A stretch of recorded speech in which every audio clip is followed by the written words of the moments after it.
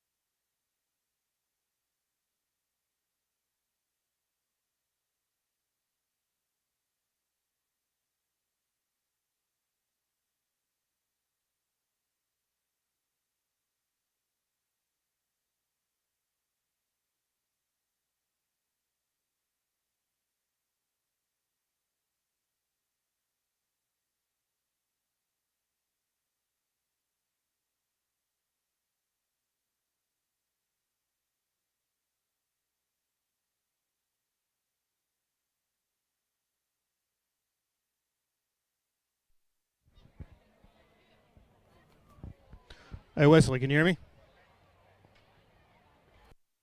All right. Hold on. I'm going to walk all the way out here and make sure you can hear me. Hey, what's going on? Hey, can you still hear me?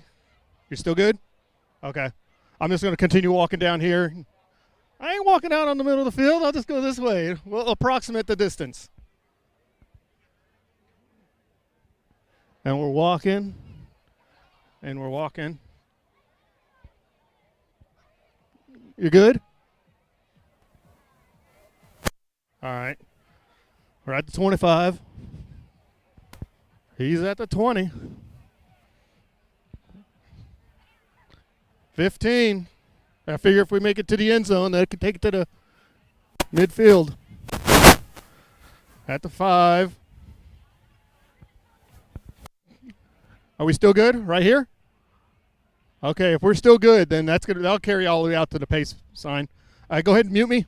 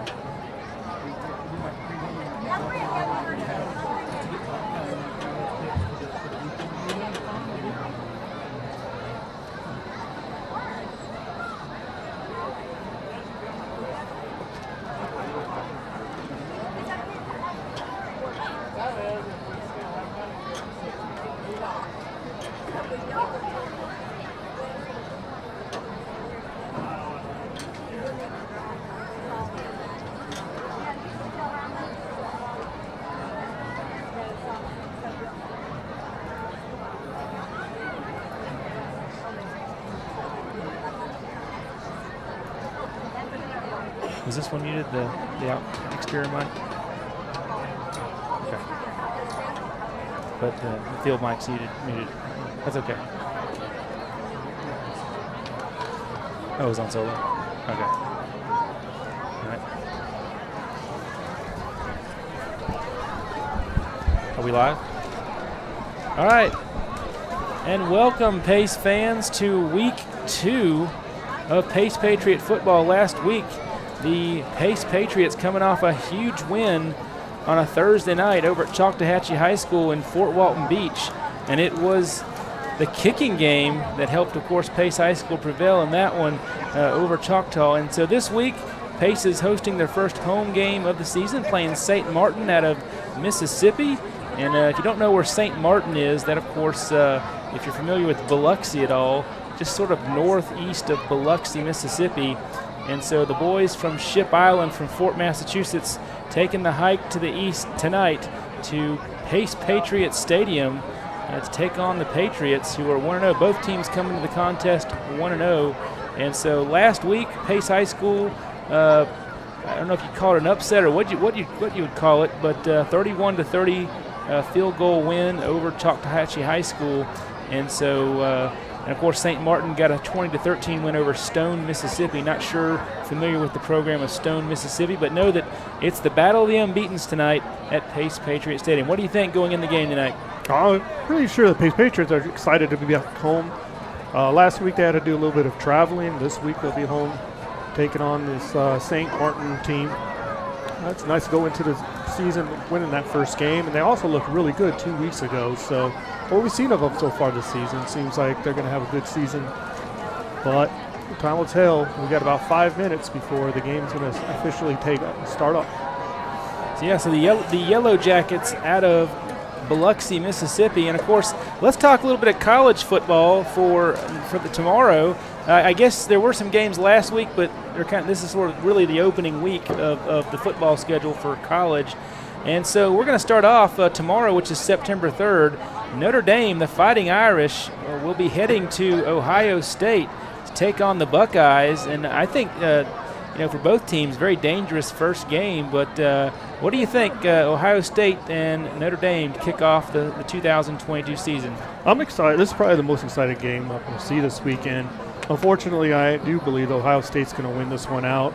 I've always been a Notre Dame fan, but this is brand new coach they just got in.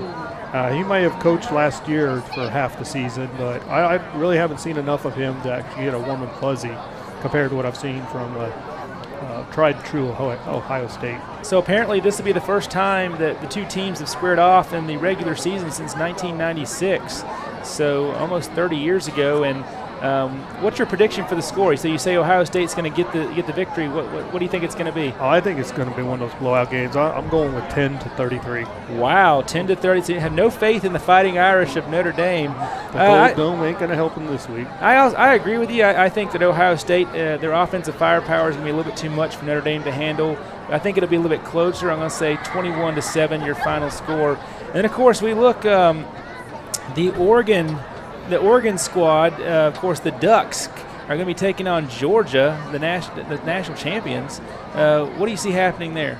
I see them traveling. What's that? It's a west-east coast swing, so I don't think Oregon's going to travel that well. Plus, they're taking on a strong Georgia team, even though they have lost a lot of their defensive players and a few offensive players to the NFL. But I still think there's too much there in the hand of Georgia to allow an Oregon team beat them this weekend. The game is in Atlanta, so I don't know if that has a big effect on Georgia. That's not their home city, but they do play a lot of games in Atlanta. But I'll tell you, a 41-year drought last year, and they finally got that national championship. Do you see them repeating this year? I do not. They lost too much during that offseason to the NFL. I'm looking more towards what Ohio State's got, possibly LSU. I'm curious what they're going to do this year. There's too many teams that are too good that didn't lose a plethora of their players. All right. And so what's your final score for the Georgia-Oregon game? I think this one's going to be a little bit closer. I'm going 17-24 Georgia. Really? That close? Okay. I disagree. I think Georgia's going to win, but I think they're going to win big. I think the final score will be 35-7 there, of course, in Atlanta, Georgia. And, of course, the Utah Utes are going to be heading out to Gainesville to take on the Florida Gators, a team that a lot of the Florida faithful are having high hopes for this year. New coach and all. And what do you think is going to happen in Gainesville when they take on Utah? Think it'll be a blowout? Florida, the Gators, they always remind me of like the teams out there of NFL, like the Cleveland Browns and Atlanta, who you have all these high aspirations for, and you can see how the offensive-minded people would think they'd be a good team, but they just land on their face every year. So I really don't have much support for the Florida team on this week because Utah was a good team last year. I believe they were top 5 last year, and I think that's going to be a blowout, but going the other direction. Even though the only key factor, I can't really factor into that one, I believe Florida has a brand new coach this year.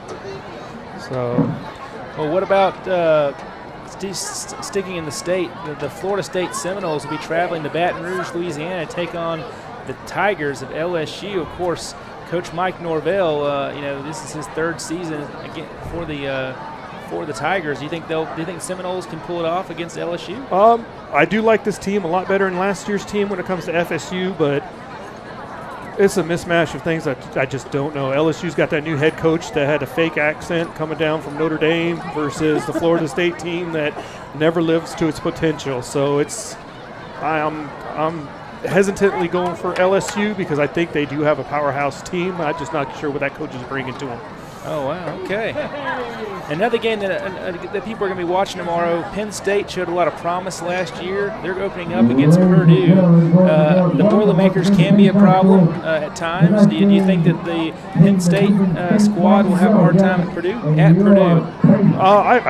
This is going to be one of my upsets. I do think Purdue's going to upset Penn State. I don't think Penn State's ready for that offensive-minded team of the Boilermakers. All right, let's stand by for the national anthem before this game starts. All right, so out on the field right now we have the Pace Patriot NJROTC.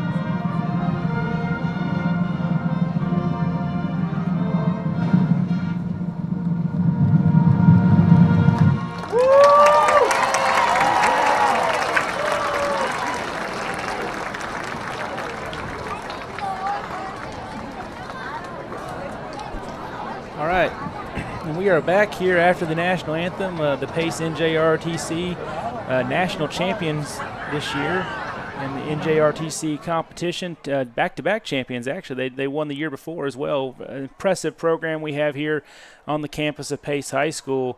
And tonight, it's going to be the St. Martin Yellow Jackets coming out of Biloxi, Mississippi versus your Pace Patriots. and both teams coming into the contest 1-0.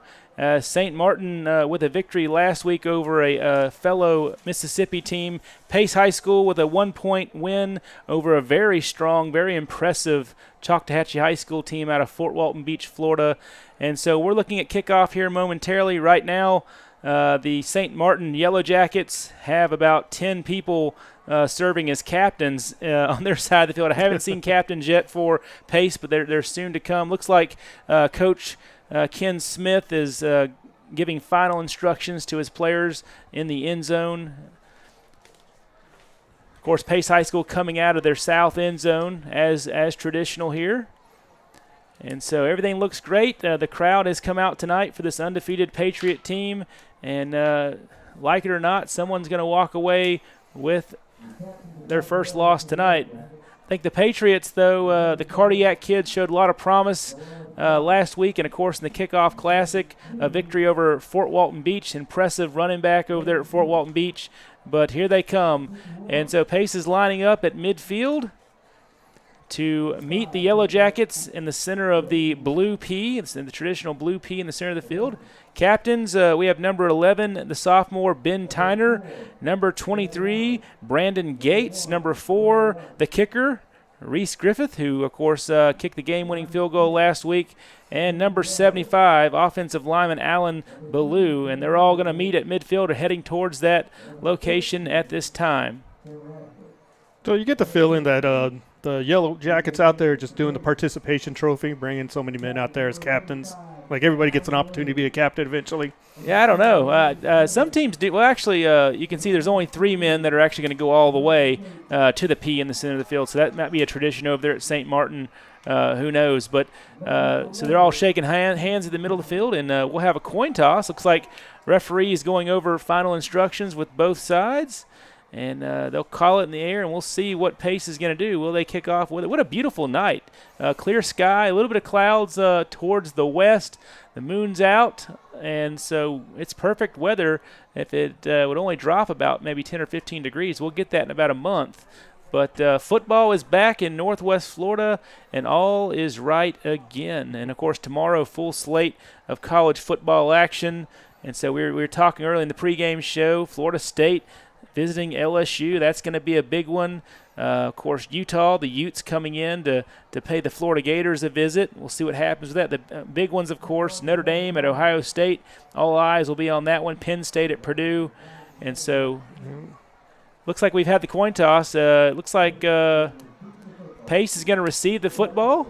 They've elected to head towards their own end zone. That's where they're coming out of the this year, Pace has a huge inflatable helmet that they run through. And, you know, as they've done for the past 20 years here at Pace High School, a very elaborate fireworks display to start things off. A little bit of shock and awe. If you're not used to that in a visiting team, to see fireworks like that, it's pretty impressive for a high school program, wouldn't you say? I would. I'm curious how far they had to travel. The Pace Patriots, they're showing a lot of people in the stands once again. It looks like you couldn't fit more than another 10 people in this facility on our side. But yeah, on the other side, I can't see more than 50 people out there. I think there's more players than there are parents up there. Well, it's a long drive from St. Martin, but I will say we had some coaches from St. Martin come to the box, and they of course shared our broadcast. We're the only broadcast at Pace High School tonight, and so we have a lot of folks. And here come the Patriots, but we have a lot of folks in St. Martin that are listening tonight. So we'd like to welcome them to the broadcast. As the Pace Patriots come running out of the big helmet. Here they come. South to the north. Heading Pace High School tonight wearing blue jerseys with white bottoms, red helmets. And here come the St. Martin Yellow Jackets wearing white from head to toe with yellow socks. And they have a very interesting exit from their sign they run through. Did a little dance, and now they're coming to midfield, and they head to their sideline as well. I wasn't sure if they were doing arm and on, but they came out swaying left, swaying right, and eventually they decided to run to their side of the end zone. Made it. They brought their mascot with them, number 23. Not sure what his name is, but there is a mascot on their sideline. Run around like a Yellow Jacket. All right. Impressive fireworks display. Still going off. All the folks back at home could probably hear that clear as day right now. Right, hear it in Milton, probably hear it in Pensacola. Yeah. Wouldn't be surprised. 12 minutes on the clock. First quarter. Again, Pace wins the coin toss, elects to receive. We have a yellow jacket on the window of the press box. I guess they bring their mascots with them. And so we got back there at for receiving for the Pace Patriots. Looks like it's Nick Simmons and Mr. Wiedner. Yeah, wow. Number 8, Widener. Widener. What an athlete Nick Simmons is. He scored a big touchdown in the opening kickoff classic. He was featured in the Press Gazette for his efforts, and he shares the quarterback duties. Well, he did so far. He played quarterback a little bit last week as well. Let's see what happens. What Coach Smith is going to want to do. As we apologize, we do not have a roster for St. Martin. Here's the kick. And he pooches it, trying to catch it between the first and second layer. And Pace Patriots picked it up. It looks like they're about that 37-yard line. Number 34, Jason Alford on the reception on the pooch kick. That's going to give Pace pretty decent field position. Like you said, they're going to be at the 37-yard line marching towards that south end zone. Here come the Patriots. Looks like they're going to have number 10, Nick Simmons, gets the nod for quarterback to start the game. We got twins left. They come out of the regular formation. Twins left, shotgun, one right. It's a botched handoff to number 11, Ben Tyler, in the backfield for a loss of 1. All right, so Ben Tyler, a little bit of communication there, botched snap and handoff, and so they're going to be working in the negative here. Let's bring up second down, and we'll call it 13. Ball spotted now at the Pace Patriot 34-yard line. In an I formation with a shotgun. And it's a handoff to the receiver coming around the left-hand side. And he did not get outside of the tackle. That was number 8, Zachary Widener on the carry. It looks like he got ahead for about 4 yards, so this should be, third and about 8.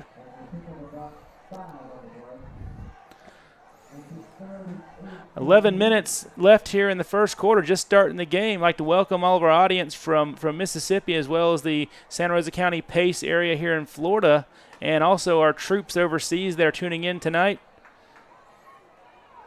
Shotgun formation. He looks to the left. He was going for Nash Pyers on the left-hand side as a receiver, but incomplete pass, bringing up fourth down. Number 2, Nash Pyers on the slant route there. He's wanting a flag. He felt like he got held, and the Pace Patriots will turn over on downs. And so not really sure, don't know a whole lot about St. Martin other than the fact they were victorious last week. Talking to some of the players at school, a lot of respect for this team. Apparently they can play as well. And so there's going to be a punt here. Reese Griffith's back there ready for the punt. He's got a good hold, good kick, nice spile. And they're letting it bounce. They're going to let it. It's going back. It looks about to the 21-yard line. It was a nice kick. I'm surprised they didn't try to catch it, but safety first, I suppose. All right. Pace's defense comes out on the field. Wow, look at the size of Brandon Beckham, 94 for Pace High School, defensive lineman. He's a big contributor to what they've accomplished so far this year as the Pace Patriots come running out on the field. Coach Smith off with a 4-3 defense. We'll see what they line up. They're kind of waiting to see what St. Martin's going to do. See what kind of offense St. Martin's going to run. And St. Martin comes out with twins right, one receiver to the left, and 2 in the backfield. Shotgun. He hands off to the running back. He got hit in the backfield. Number 49 first hit him, slowed him up, and then there was a group of individuals that hit him afterwards. Number 42 for Pace, Mike linebacker Jackson Ward cleaning up there. And they make it back to the line of scrimmage. The ref is going to say second down and 10 for the Yellow Jackets out of Biloxi, Mississippi. 10 minutes left here in the first quarter of action. No score. All right, they come out. It looks like they're going to come back at the same formation. Twins right, one left. Quarterback in the shotgun formation with one running back. He motions his tight end from left to right. It's a quick pass out to the receiver on the right side, but quickly tackled by the Pace Patriots. Number 29 for Pace. It's going to be Evan Beckham. Evan, key player, and then slowing that one down. A host of Patriots. That's going to bring up, they're going to say he got a yard on that one, Sarge, and that's going to be 3rd down and 9.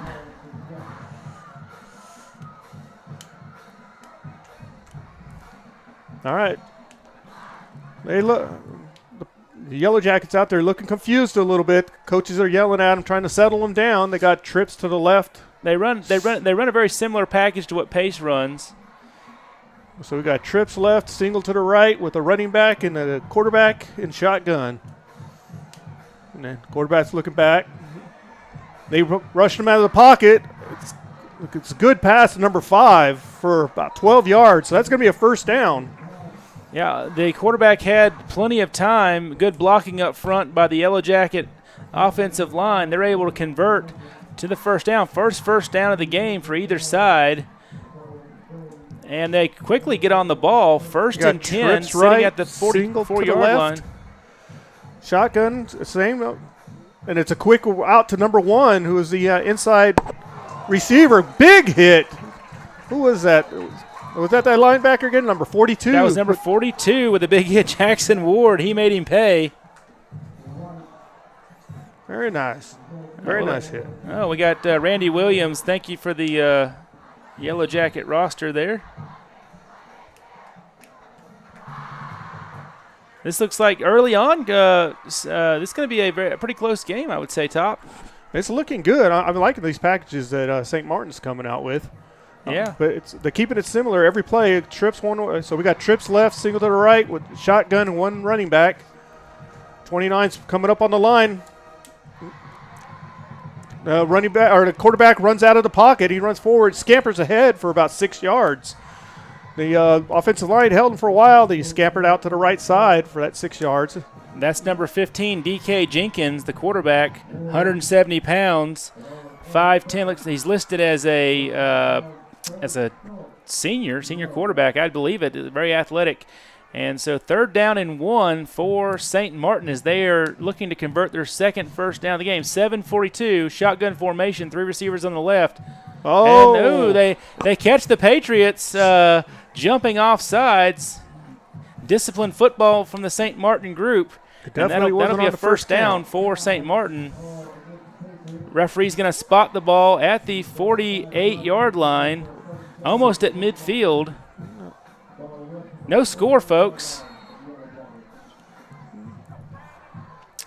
St. Martin's going to get the play from the sideline. Quarterback Jenkins. all right, trips to the left again, single to the right. Quarterback in shotgun formation, one running back.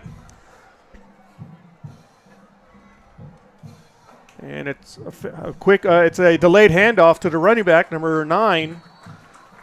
Wow. Pace Patriots, number 42, again in there for the tackle. I tell you, that offensive line, St. Martin getting a lot of movement up front, and then that delayed handoff, that looked really good. That's going to bring up 2nd down. We're going to call it 2nd down and 7 for St. Martin. Ball spotted at the 49-yard line of the Patriots. It's cross midfield now for the first time in the game. 7:42 remaining here. Shotgun formation, 3 receivers lined up on the left.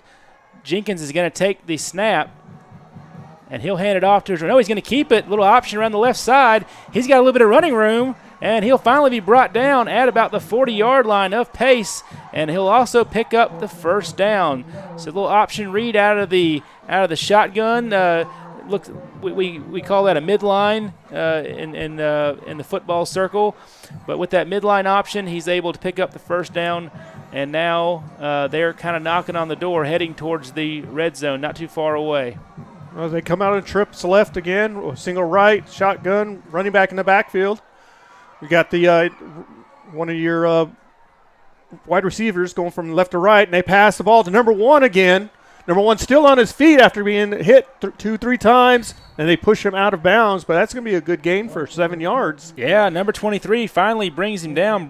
Braden Gates for the Patriots coming up from that secondary position, and they'll be close to a first down. If not, no, they're going to say 2nd down and 1 for the Yellow Jackets. So far, it looks like these St. Martin teams just running everything to 3 players. That's at 1, 9, and 15, White, Dampier, and Jenkins, respectively. They've got some athletes, to say the least. So we've got twins right and left with the shotgun and the running back in the backfield.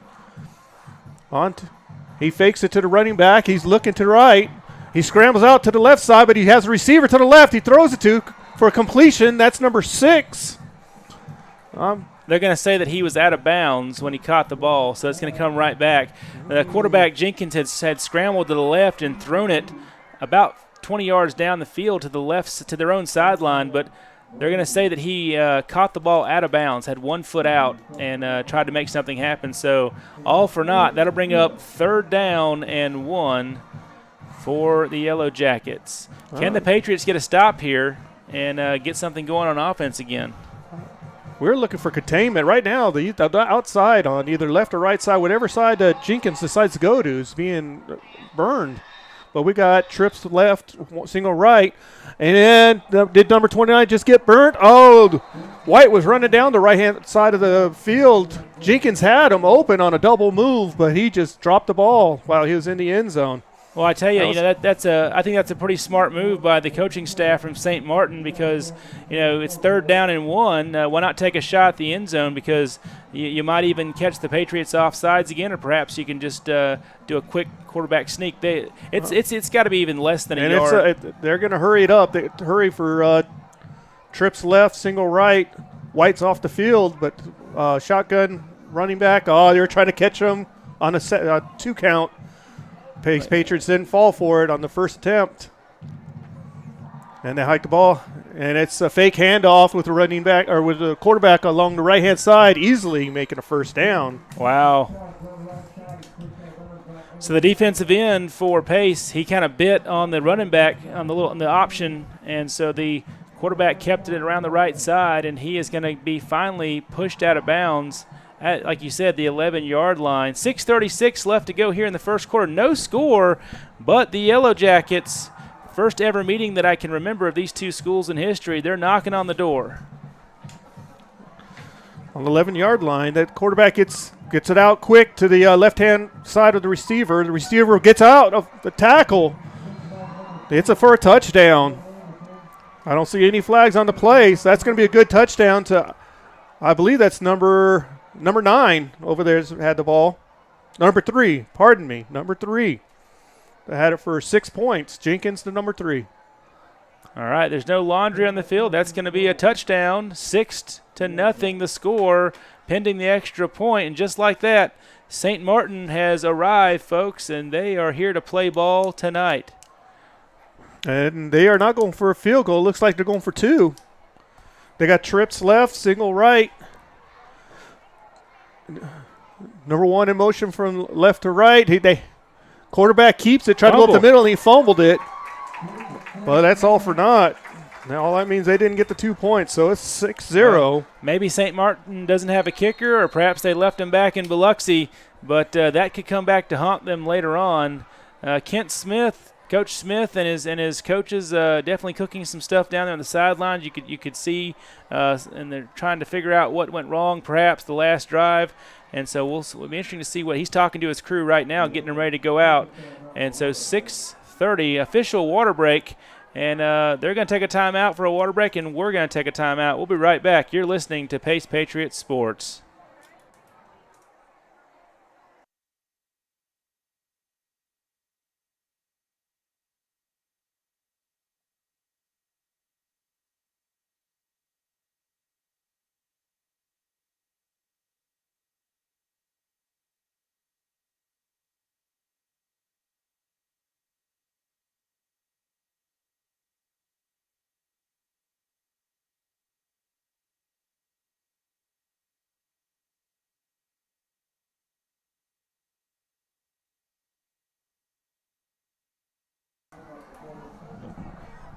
says let's.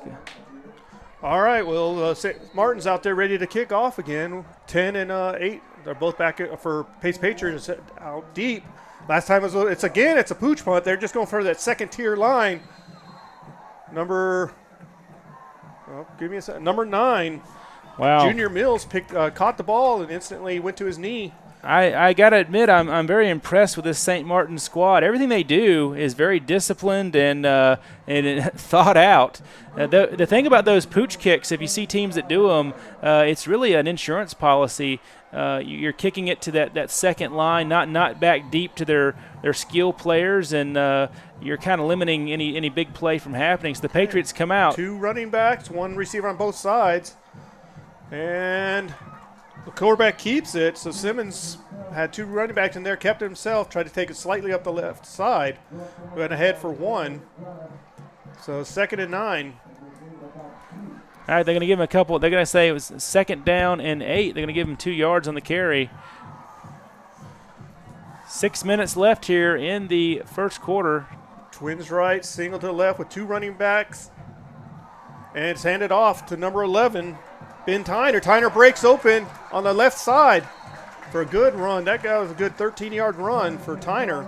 All right, great run by Ben Tyner. He brought down at the 49-yard line into Yellow Jacket territory. This is a much different look than we got last series. Number 81 checks into the game for the Pace Patriot, Remington Rawls. Okay, Coach Smith's out there. He's trying to make sure he can establish the run before he goes on the outsides. Once again, we got 2 running backs in the backfield, a shotgun with a quarterback. He hands it off to number 11 again, Ben Tyner, but they wrapped him up pretty quick for no yardage. So they'll bring up 2nd and 10. So Simmons over there looking for Coach Smith for the next play. Remington Rawls comes off. So we got twins to the right, single to the left, receivers with 2 receivers in the backfield, shotgun formation. He fakes the handoff to number 11. Wow, what a block And for Simmons taking it straight forward. number 74, Nick Stiles. He plays left tackle, just blew his defensive lineman off the ball. Great movement there, and Pace is going to move forward. It's going to bring up 3rd down, and we'll call it 6. Yeah, 3rd down and 6. Yeah. Twins right, single left, 2 running backs again. One's in the backfield.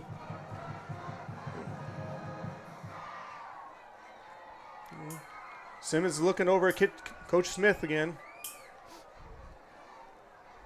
And he hikes ball. He looks to the left, and then he rolls out to the right.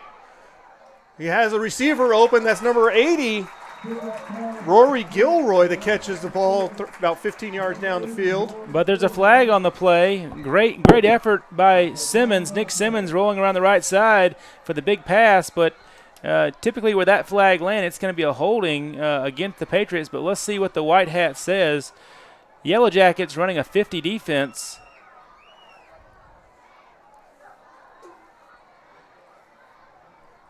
Pace isn't backing up, so I'm not sure if it could have been a face mask.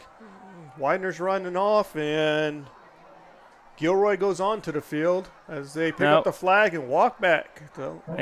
Holding against the Patriots, that'll be a 5-yard penalty, and so that's going to bring up 3rd down. From the spot of the fall, it looks like 3rd and 8. 3rd and 8. Simmons looked good once he got out of that pocket and was rolling to the right. I thought he was going to run it himself, but he's seems like more of a traditional running quarterback, but he just showed that he has some throwing skills as well. Yeah. Oh, and Simmons dropped the ball. He was in shotgun formation. The center hiked it back to him. He had to jump on it. But when he jumped on it, it was at the line of scrimmage on about the 49-yard line. So they spotted it almost on the 50-yard line, so he actually lost a yard. All right, the Patriots are going to send out the punt team with that botched snap there and the fumble. They got nowhere. Reese Griffith is going to try and put the Patriot defense in pretty decent field position. The opening drive for the Yellow Jackets had no problem. Went about 80 yards for the touchdown. Go ahead and score. Did not get the extra 2-point conversion. 3 minutes and 30 seconds left Drifts back here. there, he gets the ball, and he kicks it away. Nice kick. And no fair catch, so it's live. He picks it up about the 20. St. Martin, he reverses his field, but he's caught up by number 29. All right. So 29 catches them, so St. Martin should be starting about the 22-yard line. Nice punt, nice tackle by 29, because if he had room over there on the right-hand side. So coming up on this series, we're going to see if Coach Jernigan back there, the defensive coordinator, if he got onto his defensive tackles and ends and told him to keep Jenkins inside of those tackles. If not, this is going to be hard for the Pace Patriots. All right. So you got number 1 on the right side, and you got trips on the left, with the quarterback and running back in the backfield. And it's a pass to number 1. It looks like it's pretty close. It looks close for a first down. Number 1, White, lost his helmet when he got tackled, so he's going to be coming off the field. So what happened? Braden Gates, number 23, the corner on the left side, he decided to blitz a blitz package from the corner, and when he did that, the quarterback recognized that and threw it to the receiver for the pickup of the first down. So this quarterback who's running the spread here for St. Martin, he can see everything. There's a read option, and the quarterback held on to the ball, and he takes it up the left-hand side. And Pace Patriots don't catch up to him and push him out of bounds until 16 yards later. So Jenkins running for 16 yards takes them to about the 40-yard line. It's going to be a long night if they can't figure out how to stop that quarterback. Those defensive ends got to secure those sides and those. Well, the thing is they have the athletes to throw the ball and keep everybody honest, and then they can run that read option. That's a deadly combination. We got trips right, single to the left, fake handoff to the running back. Jenkins is looking deep, but he goes into midfield. Oh, almost picked off by number 15. That's going to be a Giovanni Ramirez for Pace, but the ball falls harmlessly to the turf. 2:48 left here, folks, in the first quarter of action. 6-0. St. Martin on top.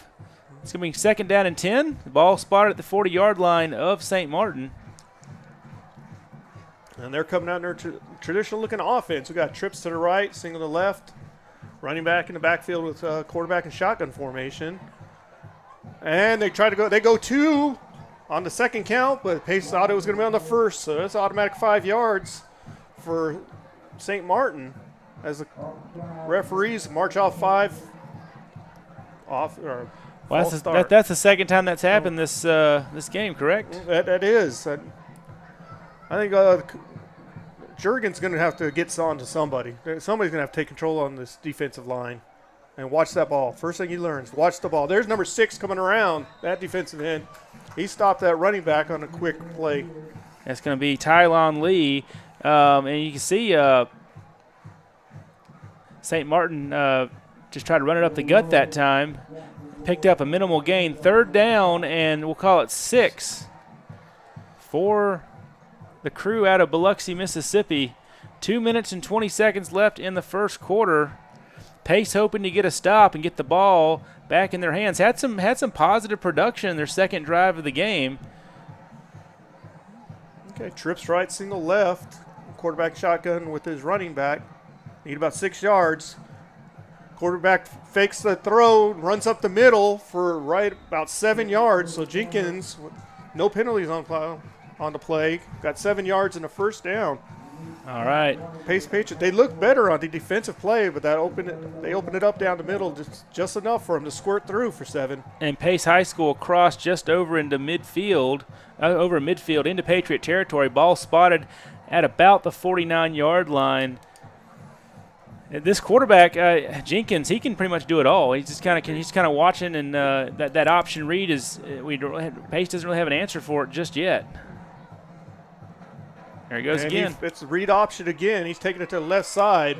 Pace hit that running back, but Jenkins was still held on to the ball. But they go ahead for about 3 yards. So for the folks listening in radio land, what's happening is the quarterback for St. Martin, he's in shotgun position, and he's getting the snap, of course. He's kind of reading what Pace's defense is doing, and he can either hand it to the running back or keep it. It's an option play, but run out of the shotgun. Also termed as a midline in some circles. But he's either giving it or he's keeping it. And in some cases, he's throwing it to keep the secondary and the linebackers honest for Pace. It seems like a deadly package. 1 minute left here in the first quarter of action. That trip's right with number 1 on the inside receiver is in motion from right to left. And it's a handoff to him from going from right to left. And number 8 helps him out of bounds with a loss of 4 yards. Zachary Widener pushes him out, and they're going to say that he made forward progress somewhat. Third down, they're going to back it up. No, actually, they're going to say he didn't make forward progress. It's going to be third down and 12 for St. Martin. So maybe the Patriots can get a turnover here. 26 seconds running clock. Let's see what Coach Smith pulls up for this play, knowing that it's third and long. Yep. They get this play. Hold on. So we got twins left, twins right, with number 1 receiver on the right-hand side on the inside. Watch number 8 for St. Martin. He converted on third down last time.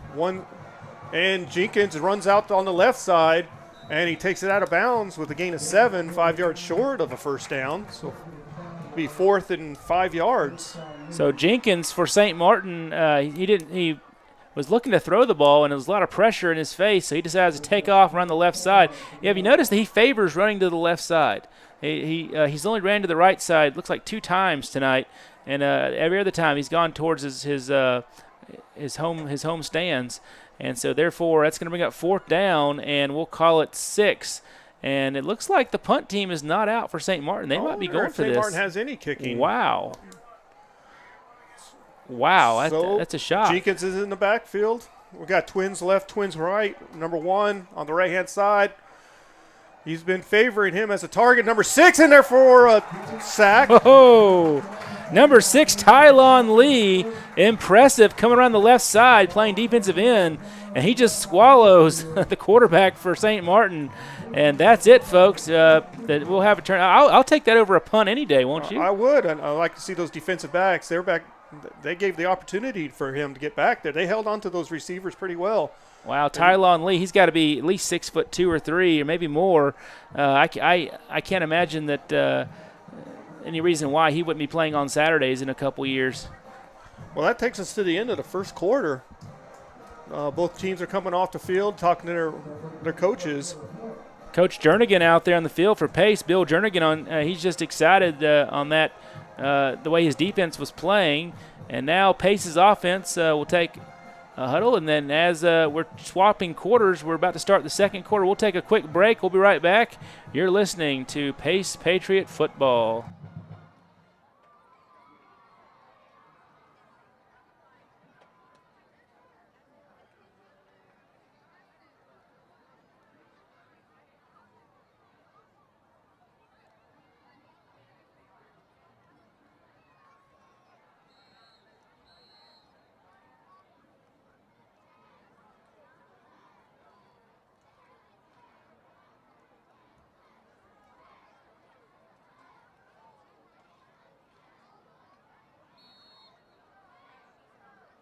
All right, we're back. Pace comes out. From the 50-yard line, the quarterback keeps it himself. That's Simmons running it up the middle for a good 8-yard gain. Number 10, Nick Simmons, decides on the shotgun to keep it up the middle, like you said, and that's an impressive run. That's going to bring up 2nd down. They're into Yellow Jacket territory. The field is now flipped around. Second quarter, we just started 6-0. Yellow Jackets on top. Twins left, 2 running backs. Everybody else on the offensive line. He hands it off to number 11, who goes up the middle for a nice gain. All right, Ben nice Tyner. 7-yard gain. Tyner has been the starting running back the whole season so far. Sophomore, but very, very talented, very promising. And, of course, he shows his skill there as Pace gets a first down. He's going to be carrying the load, as I understand, probably the season here. He's going to be the guy they look to. I'm glad to see that the Pace Patriots have actually – it looks like they settled on that quarterback. There's no rotation this game so far. Yeah, Simmons has been the guy. Here he is. And they hand it off again to Tyner for a head for about 2 yards. But getting back to that, when we initially came out here 2 weeks ago, they were switching the quarterback. Maybe they were just giving the other one an opportunity, but it looks like that far Simmons is now. What do solid. you think about that? So Pace, both teams tonight. This is a modern thing in football. You see the handoff from the shotgun. What do you think about just handing it off under center? The days of that is that going away? I think it's just giving an opportunities for these quarterbacks to have just a little bit more time standing back there and feeling a little bit safer instead of having to worry about their footing. And as he comes around to the right side, Simmons breaks a tackle. Wow. He's ahead for about 8 yards. Simmons got the shotgun snap, and he managed to run around the right side and just pick up yard after yard. What an athlete. And they're going to give him the first down and more. The ball officially on that scamper, it's going to be spotted at the 27-yard line. So first down and more for the Pace Patriots. 10 minutes and 13 seconds left in the second quarter. 6-0. St. Martin scored in their first possession. And they don't have a kicking game, it seems like. So it's 6-0. They didn't get the second two-point conversion. All right, Simmons gets the ball. He hands it off again to Tyner. Tyner's up the right-hand side for a good another 6-yard gain. Wow, number 11, Ben Tyner, he was one tackle away from breaking that one all the way to the end zone as Pace is knocking on the door. They are in the red zone now. Where's the ball officially spotted at? I can't. They're gonna put it on the 17-yard. Yep, the 17-yard line. 17-yard line. 9:33 left in the second quarter. Pace knocking. Again, the shotgun formation. And he fakes off the handoff going to Tyner, and Simmons takes it up the right-hand side. He makes 1, 2, people missing. He takes it, apparently looks like, to the 1-yard line. And this is what Pace does, folks. This is the way they play. They fight tooth and nail all the way. And it looks like they're going to spot him, about 3 yards shy of the end zone? No, it's 2 yards out. 2 yards on the Pace 2-yard Patriots took a timeout, but it's on the 2-yard line on their way in. Well, they took a timeout. We're going to take a timeout. We'll be right back after this.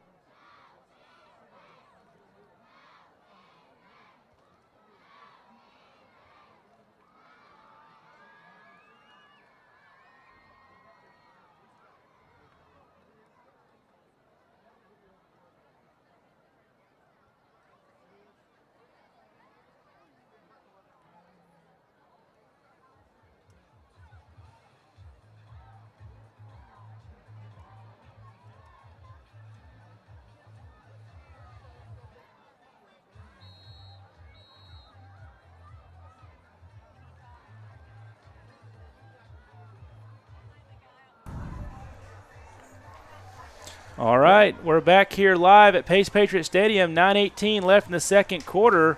St. Martin trying to prevent Pace from scoring. Ball on the 2-yard line. You got twins to the left, one receiver in the back. You knew Simmons was going to run it up the middle, and he does. Touchdown, Patriots. Touchdown, Patriots. And just like that, Pace answers with a chance to take the lead. If number 4, and this is a chip shot from him, Reese Griffith, the star kicker. I'm not sure what St. Martin has as far as kicking game, but I tell you, St. Martin, it looks like the faithful have started pouring into the stadium. They didn't have this many when the game started, so maybe they got lost on I-10 along the way over. Who knows? Well, we'll get to another as soon as this kick goes. So I'm starting to wonder, since they're not punting, they're not kicking, so those kickoffs, they may not be intentionally being short, trying to catch that second tier of line. I'm thinking they just put whoever is out there to kick the ball with their foot. Maybe they don't have a kicker. Maybe the kicker, some reason, couldn't make it tonight, but that's something you think you want. Missed the bus, took off without him. And it's good. I think if I was the head coach, if I didn't have a kicker, if I was the head coach at St. Martin, I would probably go find the soccer team wherever they're located, and I'd find a kicker real quick. I remember, I think if I remember the story correctly, Coach Mike McMillian, when he was at Milton High School years ago, I think he found Lawrence Tynes playing soccer. He needed a kicker, so you can find them. But again, we don't know the real story behind St. Martin. This is the first time that I can ever remember Pace or anybody playing St. Martin in the area. But they're pretty impressive tonight. They're running that spread read option, and they definitely can make things happen. I can't really tell what Coach Jurgens had changed on that defensive line. But I don't know. I'll have to check and see if maybe one of the linebackers are sneaking up there. But they're doing a lot better with that Jenkins. I think it's pressure from the defensive ends. I think that they're crashing down and making things happen. So what really needs to happen now is to get in there, stop, and get more points on the board. The more Pace scores, the more confidence, the less confidence that St. Martin will have. The boys from Ship Island and Biloxi. All right, well, the Pace Patriots going out there lining up for their kickoff. St. Martin's already got their players out there, number 9 and number 1 back there in the backfield. If I was the Pace Patriots, I definitely want to be kicking number 1. He's been a pretty stellar player for the St. Martin receiving corps. Absolutely. At number 9, that's been their starting running back, right? So they got 2 phenomenal players back there. Like I said, between them and Jenkins, I'm glad to see they're keeping Jenkins on the sideline.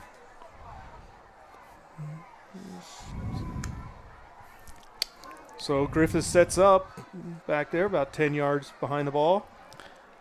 He's got a leg too. I wouldn't be surprised if he kicked it in the end zone. 40, it's all the way up. And number 9 sitting down at the 14-yard line, catches it and bringing it up.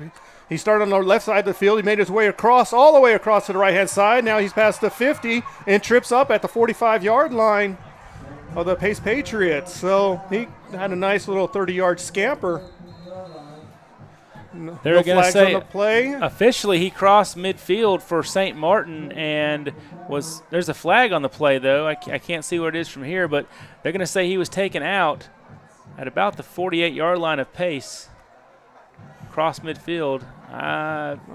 He's pointing towards the St. Martin sideline. Might be re-kicking this, Coach. I would hope so. Let's wait for the official call. Oh. It's gonna be a foul, a personal foul against the Yellow Jackets. So I assume either they're gonna take the penalty or they're gonna re-kick. But no, they're gonna back him up. They're walking with the ball. I don't know. So where the referee's standing right now is at the Yellow Jacket 38-yard line. Yeah, that was bad. That was at least a 15-yard penalty for that one. Yeah, that was 15 yards marked off. And so with that, Yellow Jackets will start their third possession. So we got trips on the right, single on the left. The receivers, quarterback, hands off to number 7, who scampers up the right-hand side for about 3 yards. That's the first time I've seen him back there in the backfield, number 7. Usually it's number 9. Maybe number 9's taking a break, or maybe that's where the flag came in or something that number 9 did, so he's being pulled for a second. Yep, number 7, John Elway. We don't have a roster for St. Martin. We had an electronic one, but it's kind of hard to see. So we're sorry, we apologize. We like to welcome all the folks from Biloxi, Mississippi, tuning in tonight or nearby Biloxi. We got twins left, twins right, with number 7 in the backfield with a quarterback in shotgun formation. Number 1 goes from right to left. They fake the handoff to him. The quarterback still has it, and he's scampering left and right, but ends up in the middle of the field for a 2-yard gain. All right. So that's going to be a gain. They're going to say officially third down, and 6. So about halfway, a little over halfway there. And it looked like that was Camden Lay that was in there for that tackle, number 53. Set him down after 3 yards. 7 minutes and 50 seconds left here, folks, in the second quarter. 7-6, Patriots of Pace High School on top. The Yellow Jackets looking to mount a drive here. See if they can. The Patriots can stop them on downs. With trips left and a single right. Number 7 in the backfield with Jenkins. Jenkins looks to the left. He looks to the middle with number 1 standing. White catches the ball for about a 15-yard gain. St. Martin's going to have the ball on the 44-yard line on the Patriots side. Yeah, I was wondering because, with that, if Pace would have stopped him right there, that would have been 4th down into Yellow Jacket territory. Would they have punted if they don't have a punter? What would they? I don't believe so. So we got trips left, single to the right. Looks like 7's still in there with the quarterback in the shotgun formation. 15 looks to the right, but he pulls it down, and he looks down to the middle of the field. who he was going for one again in the middle of the field, but number 16, no, I'm sorry, number 53 was back there again in his zone coverage. Yeah, it's going to be the ball out of his hands. That's Camden Lay, and that's no catch. Same play, essentially, as they ran before. It looked like the exact same play. It worked once. But so second down and 10, ball spotted again at the 44-yard line of Pace. The Yellow Jackets in Patriot territory. Let's see what happens on second. 3 receivers line up on the left, 1 on the right. Jenkins gets the ball. He hands off to number 7. Number 7 takes it straight ahead. He gets ahead for about 8 yards. He's going to be 2 yards shy of a first down. While you saw Pace's linebackers kind of shooting out and trying to get into coverage, expecting the pass. St. Martin's in a hurry up. I wonder if this is going to be on count 2. Nope, it's handed off to 7. No, he's fumble. Not. Nope, number 15, Jenkins held on to the ball. It was a fake to 7. Jenkins took it to the right. Referee says that he is half a yard shy of a first down. Looked like the ball was on the ground for a moment, but it wasn't. That's 4th down and 1. Between 7 and 9, 7 looks like he has a good 40 pounds maybe, 30, 40 pounds on number 9, so he's been more of a bull rush versus number 9 being a scat back. Evan Beckham in on the tackle for the Patriots. And timeout called by the defensive coordinator for Pace. He can see he's hot right now. Doesn't like what he sees. And so St. Martin going over there. Juergens out there. I don't know who he's yelling at. He might be just yelling at everybody. There's no one in particular individually that he's pointing out. I think defensive coordinator Mark Edge talking to his defense. It's 4th down. Well, it looked from our vantage point, we say 4th and 1, but it's like more like 4th and 4.5, maybe 2. And I don't know. Tonight, if you look at the numbers, St. Martin has converted on first down on half of their drives. And so I don't know. They have found success tonight. What they might try to do is draw Pace off sides, and they've done that twice. They have, but never ever. I wouldn't believe that would affect coming out of a timeout. You think that would be the first thing Coach Juergens was telling them is don't jump, watch that ball. But we will see. But in the backfield is number 7 again. Once again, I said he's got about 30 pounds on that number 9. So I wouldn't be surprised if that's where it's going. Yep, 6:38 left in the second. First time of the night, quarterback goes under center. And I don't believe he got – I think that Pace stood up that line. That's going to be up to the referees to tell us what's going on. Number 42 for Pace High School, Jackson Ward, and a host of Patriots sniffed that quarterback sneak out. St. Martin went away from what was working with, either going with 7 up there in the shotgun formation or taking it to the side, and it didn't work for him. Yeah, I don't want to second guess the St. Martin coach, but I think in that situation, you go with the play that brought you to the show, and that would have been that option read right there. They probably would have picked up the first down, but who are we to say? But hindsight's always 20/20. So with that, the Pace Patriots will take over in their own territory. Ball officially spotted after that play at the 35-yard line of Pace. 6 minutes and 30 seconds, left to go. 7-6. Pace would like to score again because, of course, they elected to receive to start the ball game, and they would like to get some points before the second half starts. Maybe get a little bit of a lead there. As the Pace Patriot Band is filing into the north end zone,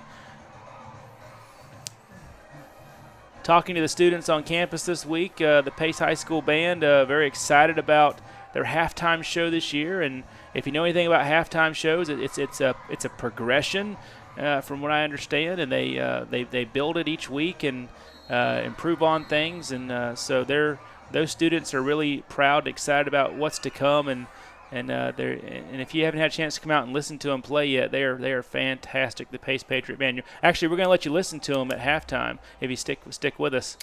All right, Pace Patriots back out there on offense. We got Tyner and Simmons back there. Simmons the quarterback. He fakes the handoff to Tyner, goes up, passes to number 2. Wow. Nash Pyers on the right-hand side. He was on the inside receiver, caught it for a good 13-yard gain. Wow, Nash Pyers in that slant route, and he's going to pick up the first down and even more.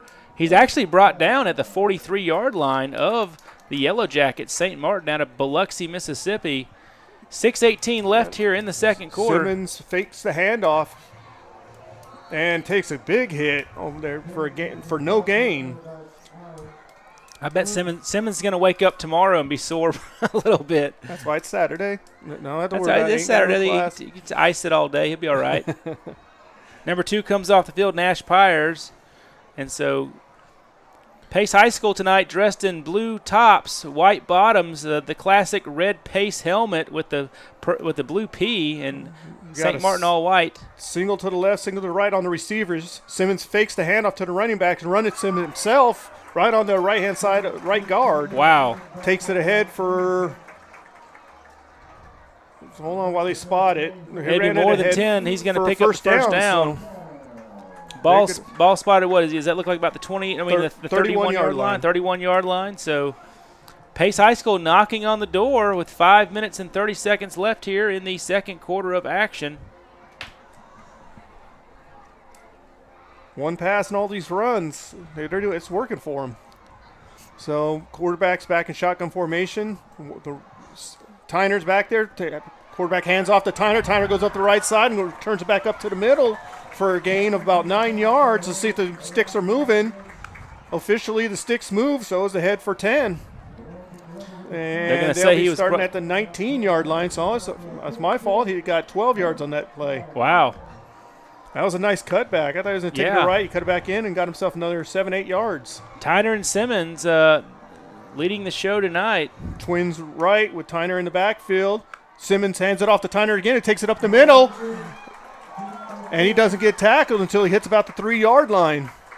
So it should be another first down and goal to go. All right. Ball officially going to be spotted, it looks like, at about the 3-yard line. So first down on the 3. A fresh set of downs with 4 minutes and 30 seconds. 7-6. Pace hurries up, gets to the line. Simmons takes it. He holds on to it himself and Touchdown. Takes it right up the center again. Number 19 had a finger on him, but that's not enough to tackle Simmons tonight. Look at Simmons going nuts on the sideline. That's awesome. And I'll tell you, Top, if you look at this, what Pace has done here, they really put together a package. The second, third, and drive. The last 2 scores, they've scored the last 2 drives, and St. Martin doesn't really have an answer for that combo with Simmons, Tyner. Here's the kick.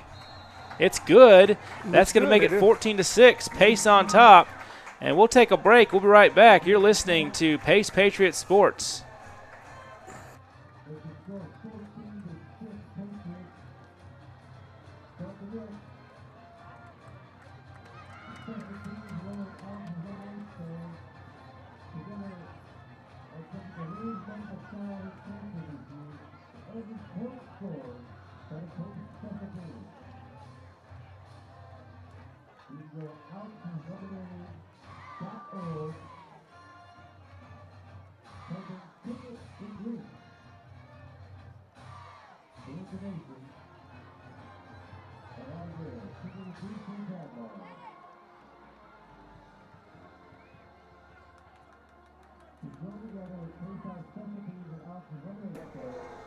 All right, and we're back here live at Pace Patriot Stadium in beautiful downtown Pace, Florida, where the undefeated Pace Patriots showing they can put some offense together. They didn't score in the opening drive in the first quarter, but the last 2 drives they have put points on the board, making it 14-6.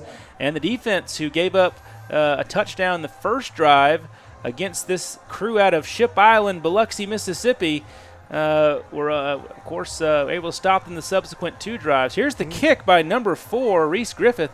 It goes it's deep. Over the head of everybody back there, so it's into for a touchback.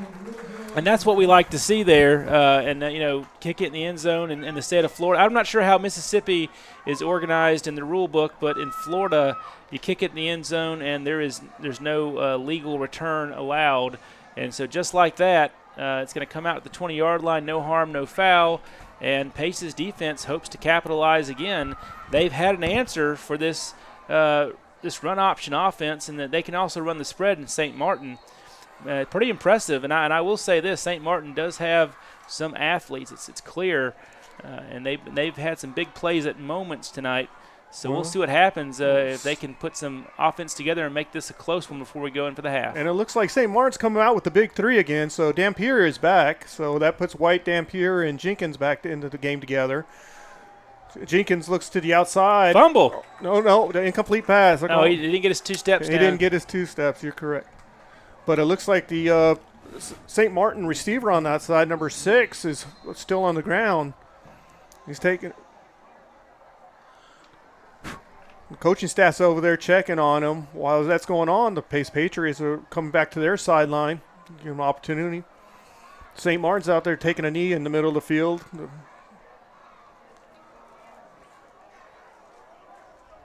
And 6 is up, and he's walking off. Well, that's always good to see. It is.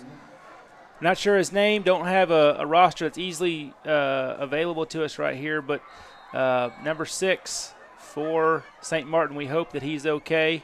And he's off on his own power, so I assume that he'll be fine. But 6 goes off, and number 3 comes in.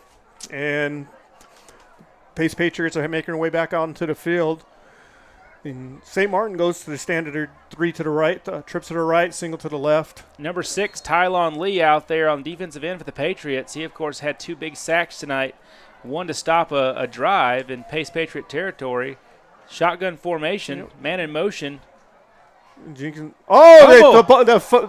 The center snapped the ball, and it hit the receiver that was in motion from left to right and knocking the ball backwards. So it looks like I hadn't seen that play in a while. But that was luck. So the botch snap off the receiver, and the St. Martin offense was able to get – looks like the quarterback was able to get on it, and they're going to say that it was down at about the 7-yard line of St. Martin, way back. That's going to bring up 13. Second down in what, 25?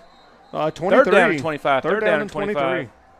33 minutes and 48 seconds. St. Martin wants to talk about this for a moment, and we're going to take a break with them. We'll be right back. You're listening to Pace Patriot Sports.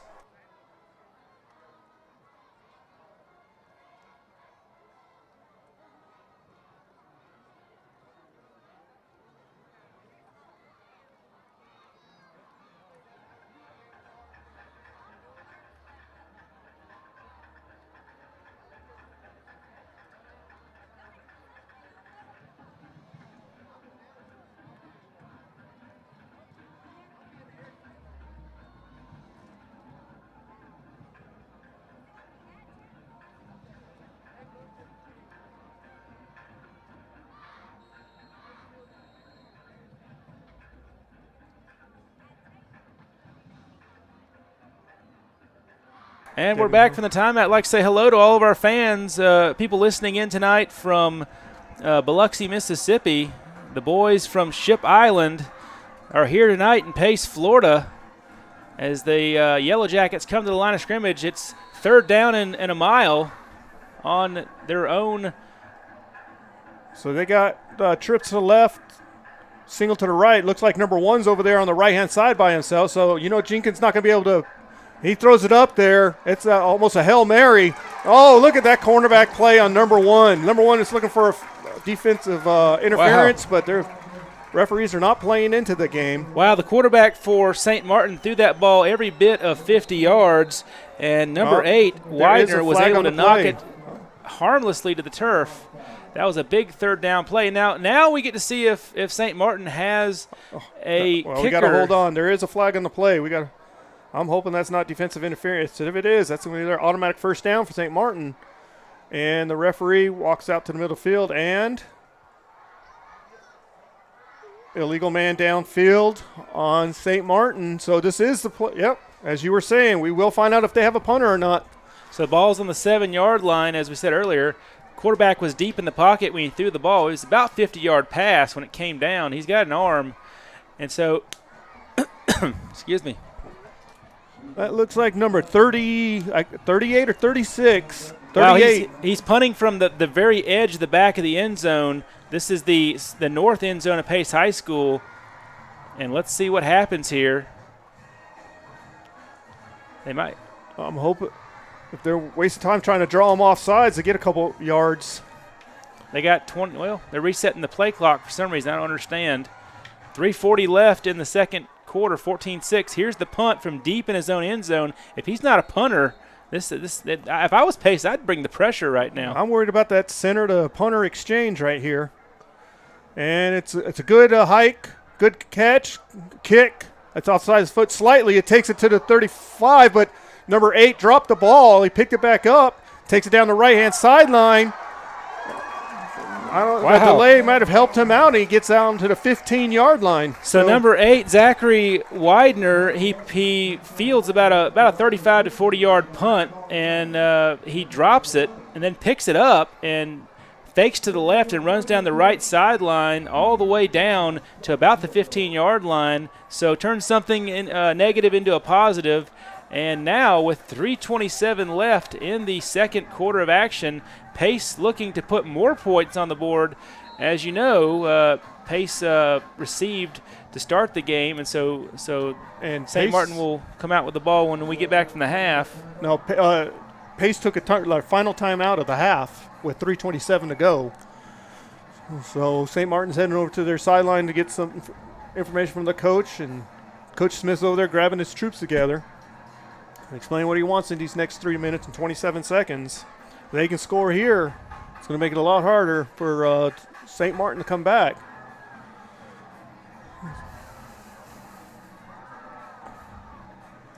All right. So looks like both teams are talking it over. I'm not sure if that was an official water break or someone called a timeout because there's nothing happening right now on the field. Maybe it was a referee. Or no, it looks like a Pace timeout on this one. So they're talking it over what they want to do. You really want to strike while the iron is hot, and they've definitely got the momentum as Coach Kent Smith releases his players to the line of scrimmage. Pace is going to come out shotgun formation. One receiver to the left, one to the right with 2 running backs and a quarterback in the shotgun formation. Quarterback fakes the handoff to Byers and takes it up to center himself for a minimal gain. Yeah, so he fakes it to Tyner around the right side, and Simmons is going to keep the ball up the middle, number 10 for the Patriots, and they're going to say that he lost a yard in the play. Second down and 11 with 3 minutes and 13 seconds here to go in the second quarter. And St. Martin's got another injured player there on the field. We'll give you the number as soon as we can. St. Martin's, all their players out there taking a knee right now, both on the field and on the sideline. Pace Patriots are gathered together to get some instruction from Coach Smith while they look after this St. Martin player that's on the field. All right.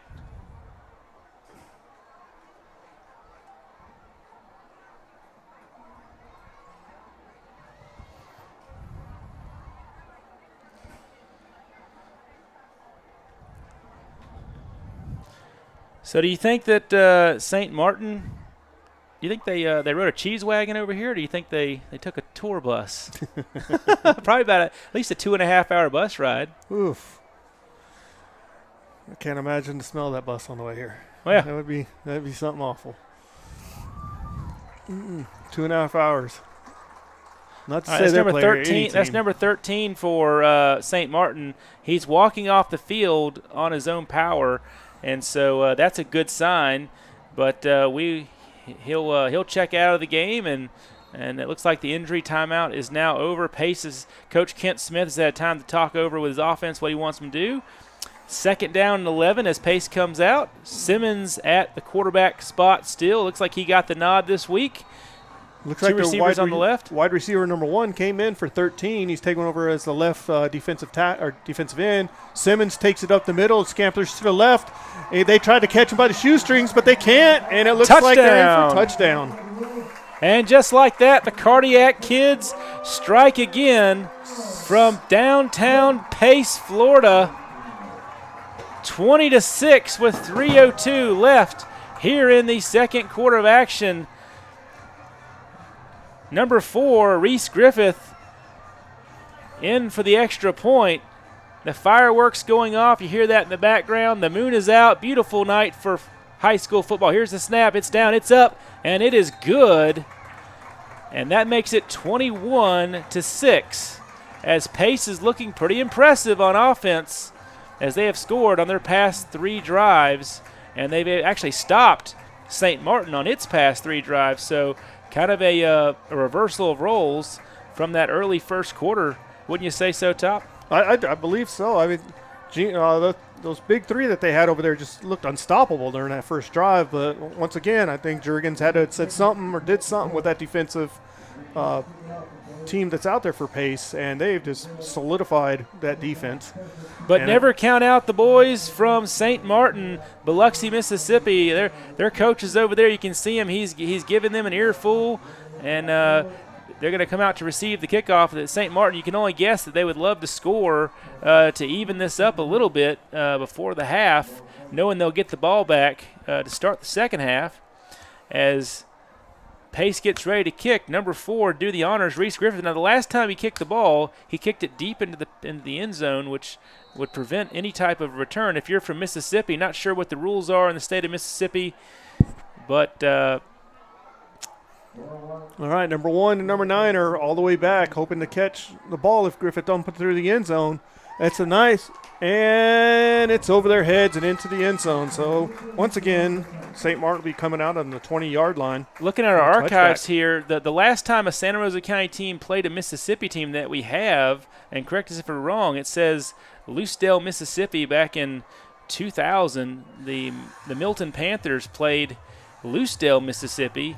But other than that, I can't find anywhere where a Santa Rosa County team played a Mississippi team in high school football. So kind of rare. A couple New Orleans teams have come over, but that's Louisiana, but Mississippi, kind of a rare thing. So this is the first meeting that we're aware of St. Martin. Not sure if Pace will do the honors and go over to St. Martin next year or not. I haven't heard anything about that.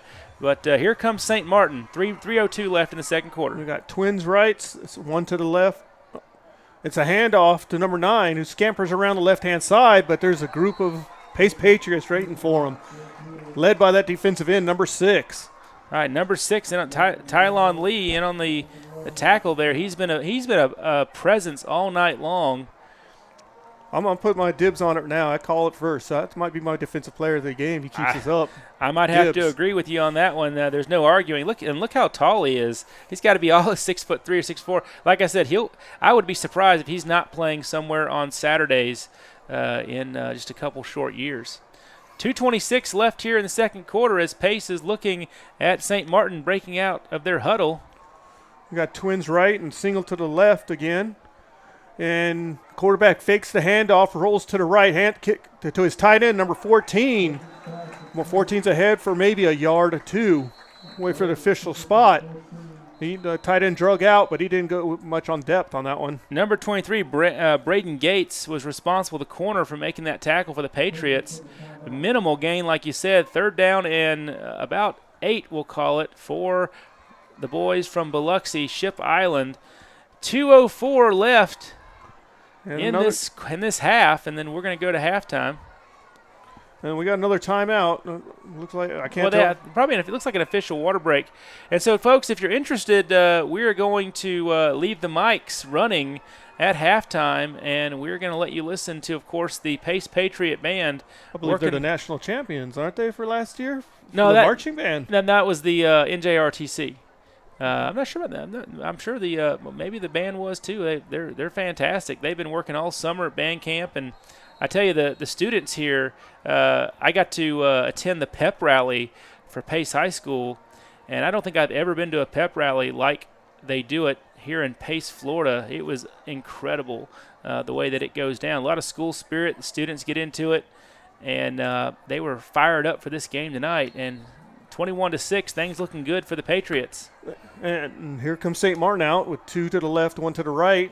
Shotgun formation. Quarterback, 6 almost had him when he moved. Number 6 downfield is all by himself, but he spun himself around like a top. He was wide open. And he turned to the left, and it looked like his own little miniature NASCAR track out there. He was spinning around. If he would have just kept running straight and put his hands out, he would have had a good 25-yard pass reception. Wow, that's right out of his range. And so just like that, it's going to be 4th down, and we'll call it 8 for the Yellow Jackets out of Biloxi, Mississippi. And they're going to punt, the second punt of the night. And we weren't even sure if they had a punter to begin with. They haven't kicked a field goal or they've done a pooch kick for the kickoff. But let's see what happens here. Pace back deep to receive. Maybe they can score again with 1:57 on the clock. Here's the snap. The kick is up. And Pace is going to try and field this better one. Foot on this, and he's standing at the 43. He picks it up. He takes it to the right side. St. Martin didn't have anybody over there. Now 38 finally gets over. Does he push him out? Oh, he gets a fingertip on him about the 14-yard line. That was number 8, Zachary Widener, on the return. And let's say officially it was a 40-yard return. 147, he's upset. He was one hand away from taking that one to the house. So Pace, there's a flag on the play. It might be coming back. Could be it's going to be against a hold against the Patriots. And so that's going to cost them. But a fresh set of downs, a new series before we go into the half, 1:47. You think Pace how many timeouts does it say they have? Can you see that from where you're at? I can't. Timeout. I don't believe the scoreboard's working because it's still showing 3. Okay. So if you're scoring at home, I believe they've used all their timeouts for the first half. Yeah. Well, the penalty is going to back it up. They're going to spot the ball at the Yellow Jacket 37-yard line. So Pace is heading towards their north end zone, and the Yellow Jackets wearing all white with yellow socks. Here's the snap. He hands off again to. Wow, Ben Tyner fighting his way through for those yards. Number 11, he's the starting nod for Pace running the ball, and of course he fought for every yard. Kind of looked like Joe Surratt there for a moment from years past, and he comes down. Let's bring up 2nd down and Patriots 3. Quickly out there, 2 to the left, 1 to the right, but he hands it off to Tyner again up the middle. Tyner runs past 1 tackle, 2 tackles. He's got 3 people trying to drag him down. But he pushed him forward. Wow. For a good 8-yard gain. I have to imagine that Ben Tyner is a sophomore, but he's got to be a beast in the weight room. I mean, just his power. He's got 3 or 4 guys he's carrying along from St. Martin, and they finally brought him down. 1st and 10, ball spotted at the 25-yard line. 2 to the left, 1 to the right. If Simmons fakes the handoff to Tyner, takes it up the middle, and scoots to the outside on the left side for a good 3-yard gain. He's going to be brought down at about the 18-yard line of the Yellow Jackets. And so officially they're going to call it 2nd down and 6. We got 2 receivers to the right, 1 to the left. Pace hurrying up. Pace in shotgun formation. Simmons hands off to Tyner going to the left side. St. Martin was over there waiting for him, but he still pushed ahead for a good 3 yards. And there's a flag on the play. Looks like it could be illegal procedure.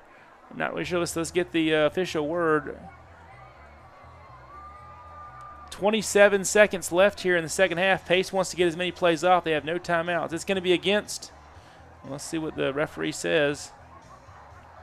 Illegal shift by the Patriots. He's talking to the head coach over at St. Martin, what they want to do.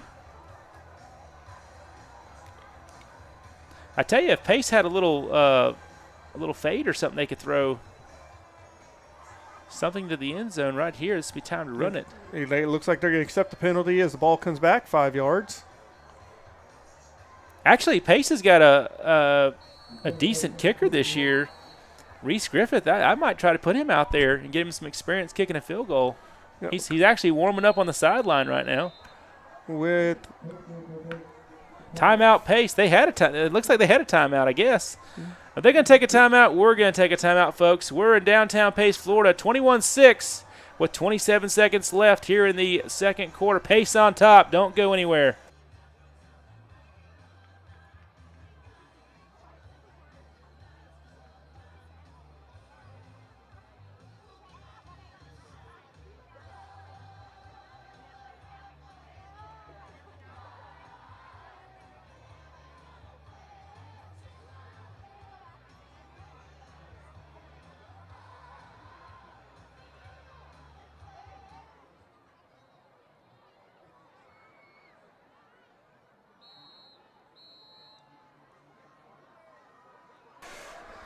All right, we're back here at Pace Patriot Stadium. Second down, and we'll call it 11 for the Patriots. So we got one. Would like to score again. Twins to the left, single to the right with shotgun formation with their running back there. Simmons looks to the right, looking for that fade you were talking about, the number 2. Oh! That's it. No flag. There should have been a flag on the number play. Number 2 for St. Martin had his back turned towards the quarterback and pushing into number 2. Number 2, Nash Pyers for Pace. He wanted a flag on that. It looked like he had some interference in his face, but no harm, no foul. Again, we'd like to welcome all of our listeners from Biloxi, Mississippi tonight tuning in. We are the only broadcast here at Pace High School tonight, and so we thank you for listening to us. And we guess I'm not sure what the weather's like over there in Biloxi, but it's nice here in Pace. It's going to be 21 seconds left on the clock. Here's the snap. Twins left, right. He's going for the end zone again. Oh! There's a flag. There it is. So, for folks at home, what happened there is Pace ran the same exact play they ran the last play, except they ran it to the left side, a fade to the left end zone. And this time, there is some laundry in the field. It is obvious that the cornerback for the Yellow Jackets had some extracurricular activity. It looked like he had his hand inside the shoulder pads and just pulling them backwards while he was trying to make that catch. Sometimes you got to do what you got to do, and if it saves the touchdown, that's how it goes. That's definitely going to be an automatic first down with 15.9 seconds left. Let's see where they spot this. It's going to be 15 yards. The ball was on the 20, so they're going to take to the 5-yard line, or is it a spot foul here? Let's see. No, it's going to be they're counting it off right now. All right. So if you're Pace High School, Top, what do you do? Do you try to take another shot at the end zone and get your kicker out there if it doesn't work, or what do you do? Well, if you've ran 3 plays in about 13 seconds, we got 15.9 seconds left. It is third down, so one more shot at the end zone before you pull out that kicker. So Simmons, he's looking back. Oh no! So Simmons went back for the pass. And he sent it down the middle, but I didn't see anybody targeted there. No, he got in a hurry. That's the first pass tonight that Simmons has thrown that was anywhere. I mean, he's thrown a few, but that was the first one that was anywhere near close to being intercepted. Yeah, St. Martin had number 3 over there who drifted over towards the middle of the field. And Simmons threw it right in his hands, but playing defense, you can't catch the ball very often, or you play offense, as they say. And number 4, Reese Griffith, comes out for the kick for the Patriots. They're going to set it up on the 19-yard line, so it's going to be a nice 29-yard field goal. Well within his range. He's a left-footed kicker. With 11.5, let's see if there's – oh, flag on the play. Hold on. It looked like good. Number 11 for the Pace Patriots tried to run onto the field at the last second. Yeah, it's Ben Tyner. It probably wasn't his fault, but they just didn't have enough men on the field. Somebody forgot to go on the field. Not sure who it was, but that's okay. They'll just back it up 5 yards, and we'll have. I mean, he made that when it was a chip shot for Griffith. He'll kick another one. Illegal substitution. Pace Patriots. So referee picks up his flag. They'll mark off another. Is that what they're going to say? Yeah. It is, but they didn't mark the ball back. Oh, yeah, they did mark the ball back. I'm sorry. So they're on the 24-yard line, making this a 34-yard kick. And Griffith kicks it up. And the referees say it's good for 3 more points. Well, I'll take that all night long, and that's going to make it 24-6 now with 7.9 seconds left here in the second half, in the first half, excuse me. And the fireworks going off for that score. And when we score at Pace High School, the fireworks, and there's the band going crazy. They love their kicker, Reese Griffith, who, of course, kicked the game-winning field goal last week against Choctaw. 24-6, though. Like they started that drive with 27.9 seconds. That was a 20-second drive to get it down there. Isn't that crazy? Don't forget, folks. We're gonna have the audio of the halftime show tonight, and for the Pace Patriot marching band, and then we'll pick up the second half after that.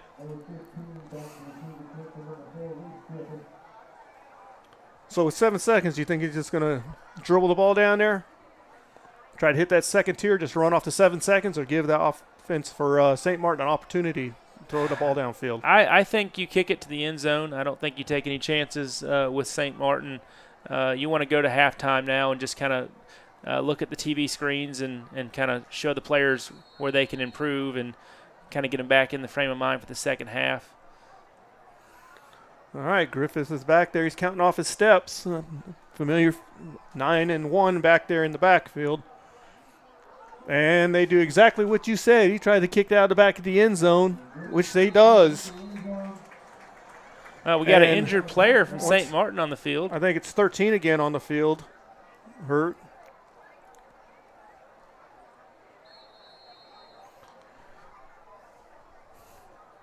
So as the Pace Patriots head to their sideline, waiting patiently, 13's on the field. It looks like it might be a cramp or something. They're out there stretching his leg. Pace Patriots staff out there helping out. Here comes St. Martin's staff. Looks like he's stretching out that hamstring before they try to take him over there to the sideline. It could be a cramp. That does happen. It's definitely very, very hot out here tonight. All right, so they're taking injury timeout. We'll be right back.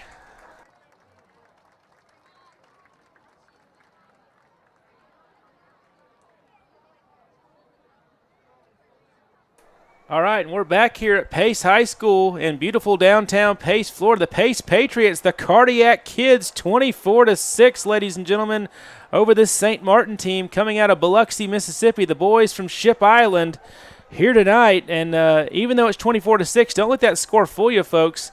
Very dangerous team on offense. A lot of weapons from St. Martin. St. Martin's coming out. Twins to the right. So we got to find where number one is. One is Twins right, outside receiver. And Jenkins just takes it. He just kneels the ball. Run off this last 7.9 seconds, and that's officially the end of the first half. We're going to mute our mics and let you guys listen to the sound of the Pace marching band that's heading out to the field right now.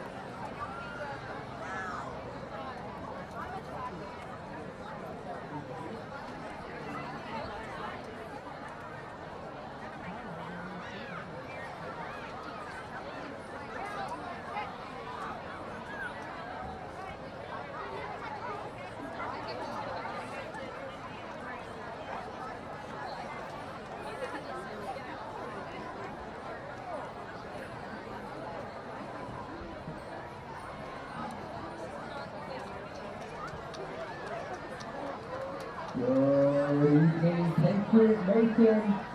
Please welcome to the field your pride of the red, white, and blue.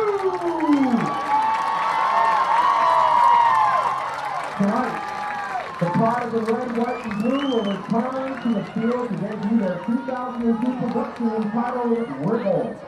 Our saxophone soloist for tonight's performance will be Miss Jalen Erickson.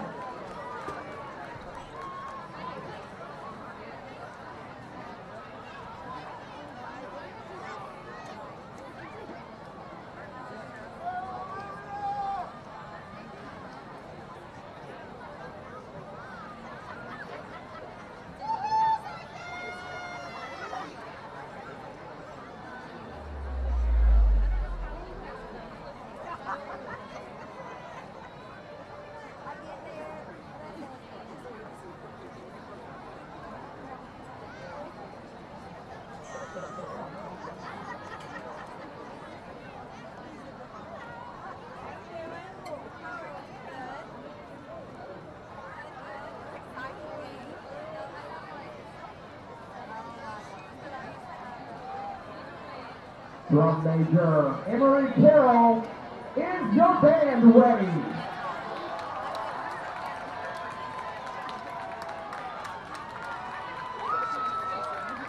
Patriot Nation, get on your feet and make some noise for the pride of the red, white, and blue!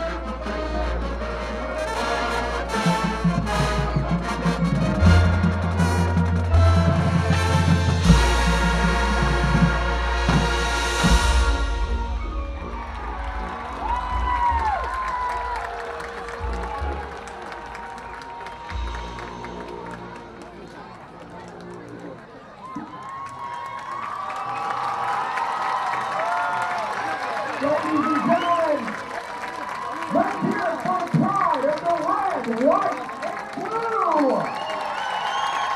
The Pace High School Band Program is under the direction of Philip McCallick and Victoria Donahue. A very special thank you goes out to Principal Steve Bell and Superintendent Dr. Karen Barber for their continued support of the Pace High School Band Program. And finally, if you would like to help support the pride of the red, white, and blue goal of replacing their nearly 20-year-old marching uniforms, please visit our band website at www.pacehsband.com for more information. Again, that's www.pacehsband.com. Thank you. This is Lee Landers Fraser signing off. Enjoy the rest of the game. And go Patriots!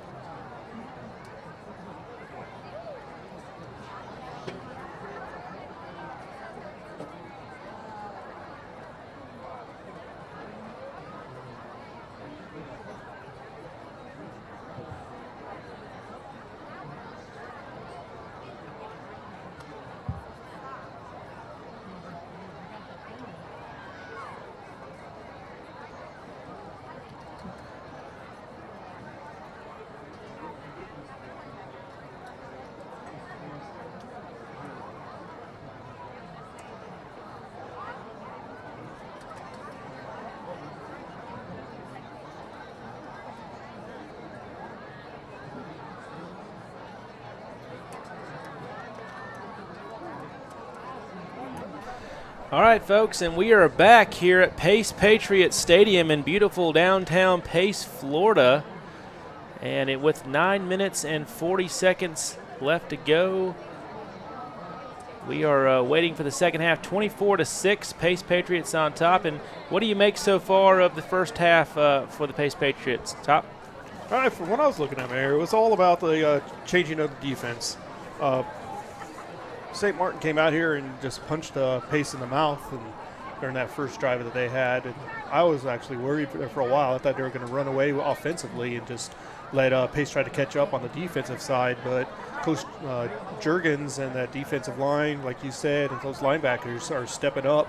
Even number 29, which is going to be one of the runners up for defense also, he locked down number 1 several times on that side. Yeah, Evan Beckham, yeah. That's white over there for St. Martin. Right. So that was the change in the tide right there. Once that defense started stiffening up and that number 6 could start coming around that edge and putting pressure on Jenkins, everything started breaking down. And I don't know why that number 9, Dampier, got pulled for a while. That series, without him, it just came to a complete stop. No disrespect, number 7. He was a nice, good, all-stock running type running back. But he didn't have the finesse. If you got Jenkins back there who's about the same size as number 7 was, you already got a good, mobile, massive running back. So it's like once they pulled Pierre out, you lost that edge running back that who was it that all-stock, and then he had his running partner that was a little smaller but a lot quicker. Right. But that was the change, the defense on the Pace side. For me, offensively, Simmons came. Was that Wark done? No, not Wark done. Who was that? Tampa Bay. I don't remember. But well, we'd like to welcome all of our listeners tonight again for tuning in to Pace Patriot Sports Radio, and all the Pace Patriot faithful can make it out tonight. Also, our troops. We'd like to thank you for all you do for our country overseas. Former Patriots, I guess once a Patriot, always a Patriot, listening overseas and around the country at different bases tonight. And so we're excited to have them on the broadcast. Also, the folks over in, and we've been corrected, St. Martin High School apparently is not from Ship Island. We were hoping that we were looking at it on Google Earth just a moment again. There's actually Ship Island is like 12 miles off the coast of Biloxi, and it's a Civil War fort. So they would have to take a rowboat to get to Pace tonight. But anyways, apparently St. Martin High School is actually from the beautiful downtown Ocean Springs, Mississippi? There it is, Ocean Springs. And so not too close to Biloxi, not too far away from Biloxi, but we were a little bit off, so a little bit north and east of Biloxi. And so Ocean Springs, Mississippi. And I bet they have some delicious seafood down there in Ocean Springs, Mississippi. You could imagine. So with that tonight, we thank those folks for listening tonight from there, Ocean Springs, St. Martin High School. And their team, even though it's 24-6 and they can't see it, we're audio broadcast. My honest opinion, they got a very, very good squad over there, and they got a lot of athletes. And their offense, I like their offense, I really do. It clicks at times. They do the option read out of the gun, and they can even run the spread. And so there's a lot of things they do right. And I think anybody they play over there in Mississippi is going to have their hands full with this team out of Ocean Springs. And so with that, let's talk about college football, which will be on everybody's agenda tomorrow. Probably one of the biggest games in the country tomorrow, September 3rd. It'll be Notre Dame, the Fighting Irish, traveling to Ohio State to take on the Buckeyes. First regular season meeting between these two clubs since 1996. What do you think is going to happen in Ohio tomorrow? Well, we were talking about this before, and I believe that Notre Dame-Ohio State game is going to be my favorite game of the weekend. I really like Notre Dame. I like everything about their college, the players that have come out of there. I mean, I might not be partial to Rick Meyer once he led Seattle down the wrong path once he got drafted from there, but I do like Notre Dame overall. Ohio State, not so much, but I have to give it to Ohio State this year. Freeman being the first, the full 1 year coach for Notre Dame, I just don't have the trust in him that I put in Ohio State, which I put as one of my top 3 going to the finals and winning the actual national championship. All right. So you're saying that Ohio State will come out victorious tomorrow, and Notre Dame. I think that they're rebuilding right now. I think that you're right. I think Ohio State. I don't think it'll be a blowout, but I think it'll be an Ohio State victory. And then of course the Oregon Ducks traveling to Atlanta to take on the Georgia Bulldogs, the national champions. 41-year drought comes to an end. Rob Johnstone's got to be excited about that. But what do you think? You think the Ducks can come in and spoil the season opener for Georgia? Only thing good about the Ducks, I believe, this year will be the same thing that's good about the Ducks every year is the uniforms. I wonder how many uniforms they got prepared for this season. When you're taking Georgia, even though Georgia is not on my top 3 list, they lost way too many players on the defensive side and offensive side to the NFL this last draft. So I do think that they're going to be a top tier, but they're just not in my top 3. And then looking at Oregon, they're going to be flying from the West Coast to the East Coast and everything in between. I just don't see this being a game that's going to favor the Oregons at all. So all the way for Georgia on this one. I think you're right. I really do. I think Georgia's going to get this one. And speaking of uniforms, I really Pace Patriots coming out tonight with their blue tops and white bottoms and their red helmets with the blue P for Pace. But I really like St. Martin's uniforms tonight. They look sharp. They're wearing white uniforms top and bottom with gold accents or yellow accents, the Yellow Jackets. They have a white helmet, but what really sets off the uniform for St. Martin, you can see it from the press box. They have black letters, and then they have these yellow socks. And so whoever picks out the uniforms, they did a pretty good job over there at St. Martin. And so they get compliments for the way they look tonight, sort of Oregon. The way Oregon comes out, they got some sharp uniforms at St. Martin. Utah versus the Florida Gators. The Utah Utes coming into Gainesville tomorrow. And, of course, that Utah team representing the Pac-12. What do you think is going to happen? I think this is going to be a blowout. Now, the blowout, I'm sorry for the state of Florida. I'm sorry for all you Gator fans out there. But Utah was a beast last year. They're a beast. They didn't lose anything really to the NFL draft. They're going to be up there when it comes to the NCAA standings at the end of the year. And Florida is just it's a popular pick at the beginning of the year. And as the games go on, it just looks less and less pretty. Well, maybe you're right because the Utah Utes they're coming off that Rose Bowl appearance last year, and so they have a lot of starters returning, as I understand, and so it might be you might be right. It could be a rout, and wouldn't that make the Florida Gator faithful regret that decision to book Utah? All right, another game that we're looking at tomorrow that could be an upset or maybe it could be a sign of things to come. The Florida State Seminoles traveling to Baton Rouge, Louisiana to take on the LSU Tigers right there at Huey P. Long Stadium. What do you think is going to happen? This is an interesting game. I'll watch it if it's on my TV, but it's not going to be the most popular one. We got LSU, which is one of my favorite teams in the college football. But when you got somebody with a fake accent coming from Notre Dame to take over that Louisiana program, and you just don't know what you're going to get. I mean, I love that team 2 years ago, 3 years ago, and then they got rid of that coach and brought somebody else in. So we don't know what direction this is going to turn. And then you got Florida State, which I've seen more Florida State bumper stickers and plaques and everything around here, Pace and Pensacola and stuff like that.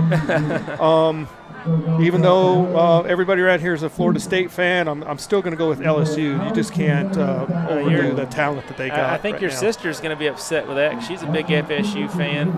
But I think you're right. I think LSU is gonna.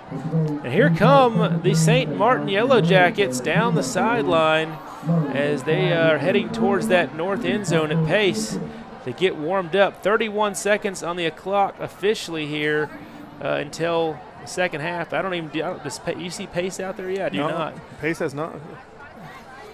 You can see a couple special teams guys out here. It looks like St. Martin may have found a kicker. They had a kid that was warming up. I can't. Is that same 38? Is that same 38? So 38 looks like we don't have a roster, unfortunately, for St. Martin, but number 38, and he looked like he was the same kid. Of course, the kid that punted twice already, but he was warming up, doing some place kicking, and we'll see what happens as we start the second half, 24-6. We'd also like to welcome all of our listeners from the town of Milton, Florida. Milton Panther faithful, they played last night against Catholic High School out of Pensacola. Very good game, as I understand. It was a close one. Milton came up short, but they've shared the game on their Facebook page tonight, so we have the Milton Panther faithful listening in to see how the Patriots are doing in their second game of the season. And so far, so good here in beautiful downtown Pace, Florida, as we get ready to start the second half. The boys, not from Ship Island, Biloxi, but they are from Ocean Springs, Mississippi. Ocean Spring kids coming around, and we'll see what happens. We'll be right back for the kickoff in the second half. Don't go anywhere.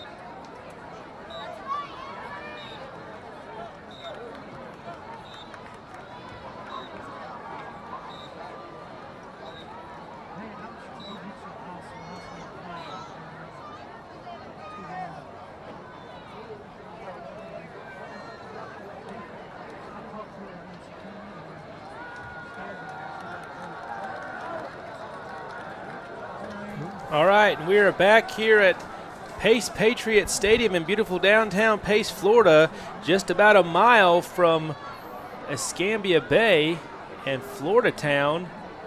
And with 16 seconds left here, the clock rolling until we begin the second half of action. Pace Patriots on top, 24-6. And Pace will, of course, kick off. They receive to begin the ball game. Number 4 out there on the field for the Pace Patriots, Griffith. He's going to do the honors, and we'll get the second half underway here momentarily. Here come the Yellow Jackets out of the north end zone. They're doing some warm-ups down there. The Yellow Jackets coming into the contest tonight wearing white helmets, white jerseys with black letters and gold yellow trim from our vantage point. And white pants, of course, and of course some yellow socks. The Pace Patriots coming into the contest tonight. Both teams 1-0 to start the game, and they, of course, Pace has blue jerseys. They're wearing those red helmets with the classic Pace Patriot P, and that, of course, matches the P in the center of the field. White pants with red stripes down the sides, and they're wearing white socks. And so here we go, 12 minutes on the board. And number 4, Griffith, steps back and marks off, gets ready for his kick, and he has also kicked 2 of them in the end zone tonight already, which automatically stops the play. Here's the kick by Griffith. Number 1 stepping back. He picked it up he stepped into the goal line before he had full control of it, bringing it out as a touchback to the 20-yard line. Yeah, the ball was kicked about 3 yards into the end zone, and it was caught by St. Martin, by the fielder, but not unable here in Florida. I'm not sure about the rules in Mississippi, but you can't run one back once it, of course, is kicked into the end zone. So no harm, no foul. Ball will be spotted at the 20-yard line of St. Martin, and they'll start their first drive of the second half. Interesting to see what kind of adjustments that this St. Martin team has made in the half. Shotgun formation. 2 receivers line up on the right side. He's going to hand it off around the right. Number 9 for St. Martin's got a little bit of running room. He's going to run to the right side. He's going to be brought down about the 38-yard line of St. Martin, heading towards midfield. And there's Dampier back in the game. I was wondering if they're going to start him or number 7. Impressive run to start the second half for St. Martin. And going back to our conversation, that was work done. That was on the counterpart of Allstock. Here we go again. Same play again. Dampier up the right side again, maintaining balance. He's getting hit by multiple pace players. And he's going to – it looks like he's going to have to pick up a first down again. I think he's or going to be close slightly short by a few inches. Okay, second down. And no, they're going to say he got it. And no, you're right. So ball spotted now at the St. Martin 40 – we're called the 47-yard line. Yep. And they do it again. If it doesn't – he goes up the right-hand side and ends up making about 5 yards on the right-hand side. That's Dampier with the handoff from Jenkins again. 11 minutes and 15 seconds starting the second half here. Third quarter of action, 24-6, pace on top. But St. Martin coming out strong, running this run package. And we got 3 to the right, 1 to the left, and the running back still in the backfield. He fakes the handoff to the right. Jenkins is going to the left. He's trying to get outside of him. He did not break the containment. He still scampered ahead for 3 yards. That was a good job by Pace just to push it out. Yeah, it's going to bring up third down and about 1. They're going to say he crossed midfield and all the way down to the Patriot 44-yard line. Third down and 1. 10:55 here in the third quarter of action. So the way they're playing, we know that they got 2 yards to make this yard, or 2 plays to make the 1 yard. So we got twins to the right, 1 to the left. Tight end in motion from right to left, back to the right. It's a handoff to Dampier in the backfield, who goes up the right side. He's got the first down, and he's got more. He takes it ahead for about 14 yards. Wow, impressive drive so far from the Yellow Jackets, Ocean Springs, Mississippi. A different team coming out. This looks very, very similar top to the first drive of the ball game, where Ocean Springs drove down and scored to make it 6-0. And they are having their way with this Patriot defense. Pace with 4 down linemen. Shotgun formation. Here's the snap. Quarterback's going to throw the ball down the right side. It's going to be caught. Touchdown. I don't see any laundry on the field, so it's going to be true, it looks like. So just like that. Jenkins to White again. Yeah, the Yellow Jackets make it 12-24. They score on their opening possession of the second half. And an amazing set of runs. And then one quick throw to the right-hand side. And just like that, folks, the Yellow Jackets are right back in it. And as we told you before, we told you at the half, they definitely have athletes. They can make things happen. So it looks like they're going to go for 2 again. Got Dampier's out, number 7 back in behind Jenkins. Timeout, St. Martin on the 2-point extra point, and we'll be right back.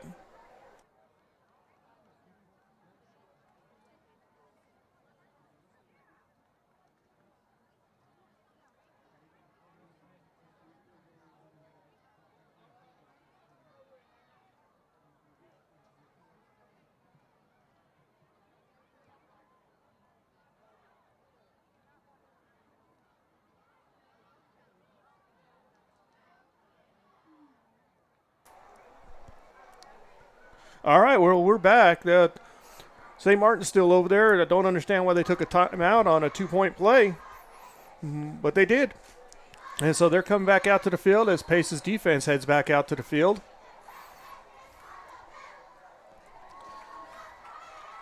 All right, so we'll see if the Pace Patriots can stop this 2-point conversion. Got twins to the right with the tight end lined up also on the right-hand side of the formation with one person on the left. And number 7 in the backfield with Jenkins. And Jenkins hands off to 7, who takes it up the right-hand side.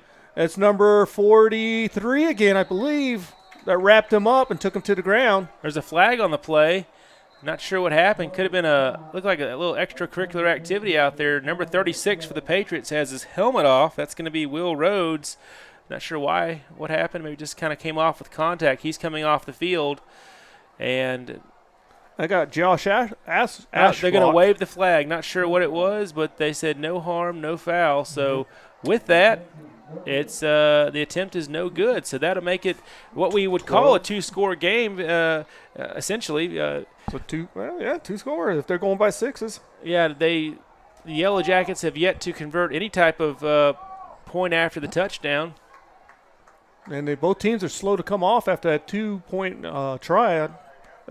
That must have not have seen that the flag was pulled off. So here come the Yellow Jackets. What happens is the Yellow Jackets come out. They St. Martin, and they score, a four down drive essentially, and then a throw to the end zone, quick score. If you're Pace offense, what do you do to kind of slow that tempo down? Well, right now I could see Simmons coming back out and then just playing the same game that Pace have been playing, just running it up the middle, just eat some time off that clock, and once the defense goes back out there, make whatever minor adjustments you had to do, just like you did on the first half. Looks like Mark Edge, the Pace Patriot defensive coordinator, is gathering his troops there on the sideline and kind of explaining what they can do to make adjustments to that, because that, of course, that's not going to be healthy for your score if you're going to let them score in four downs like that every time. So they'll make adjustments. They'll be back. 10:22 left here in the third quarter of action. 24-12 with the Yellow Jackets scoring on their opening possession of the second half. And Pace Patriots will receive the kick. Here is the kick by number 38 for St. Martin. Ball's up. Pooch kick. Another one to the second tier. Number 88's behind it. He catches the ball, takes it up the left side, but St. Martin was quick to tackle him about the 35-yard line of Pace. Looks like number 10 for Pace, Nick Simmons, the quarterback, will stay in. He got the starting nod this week. It was a nice catch by Skipworth out there, number 88, on that second line and taken forward for just a couple yards.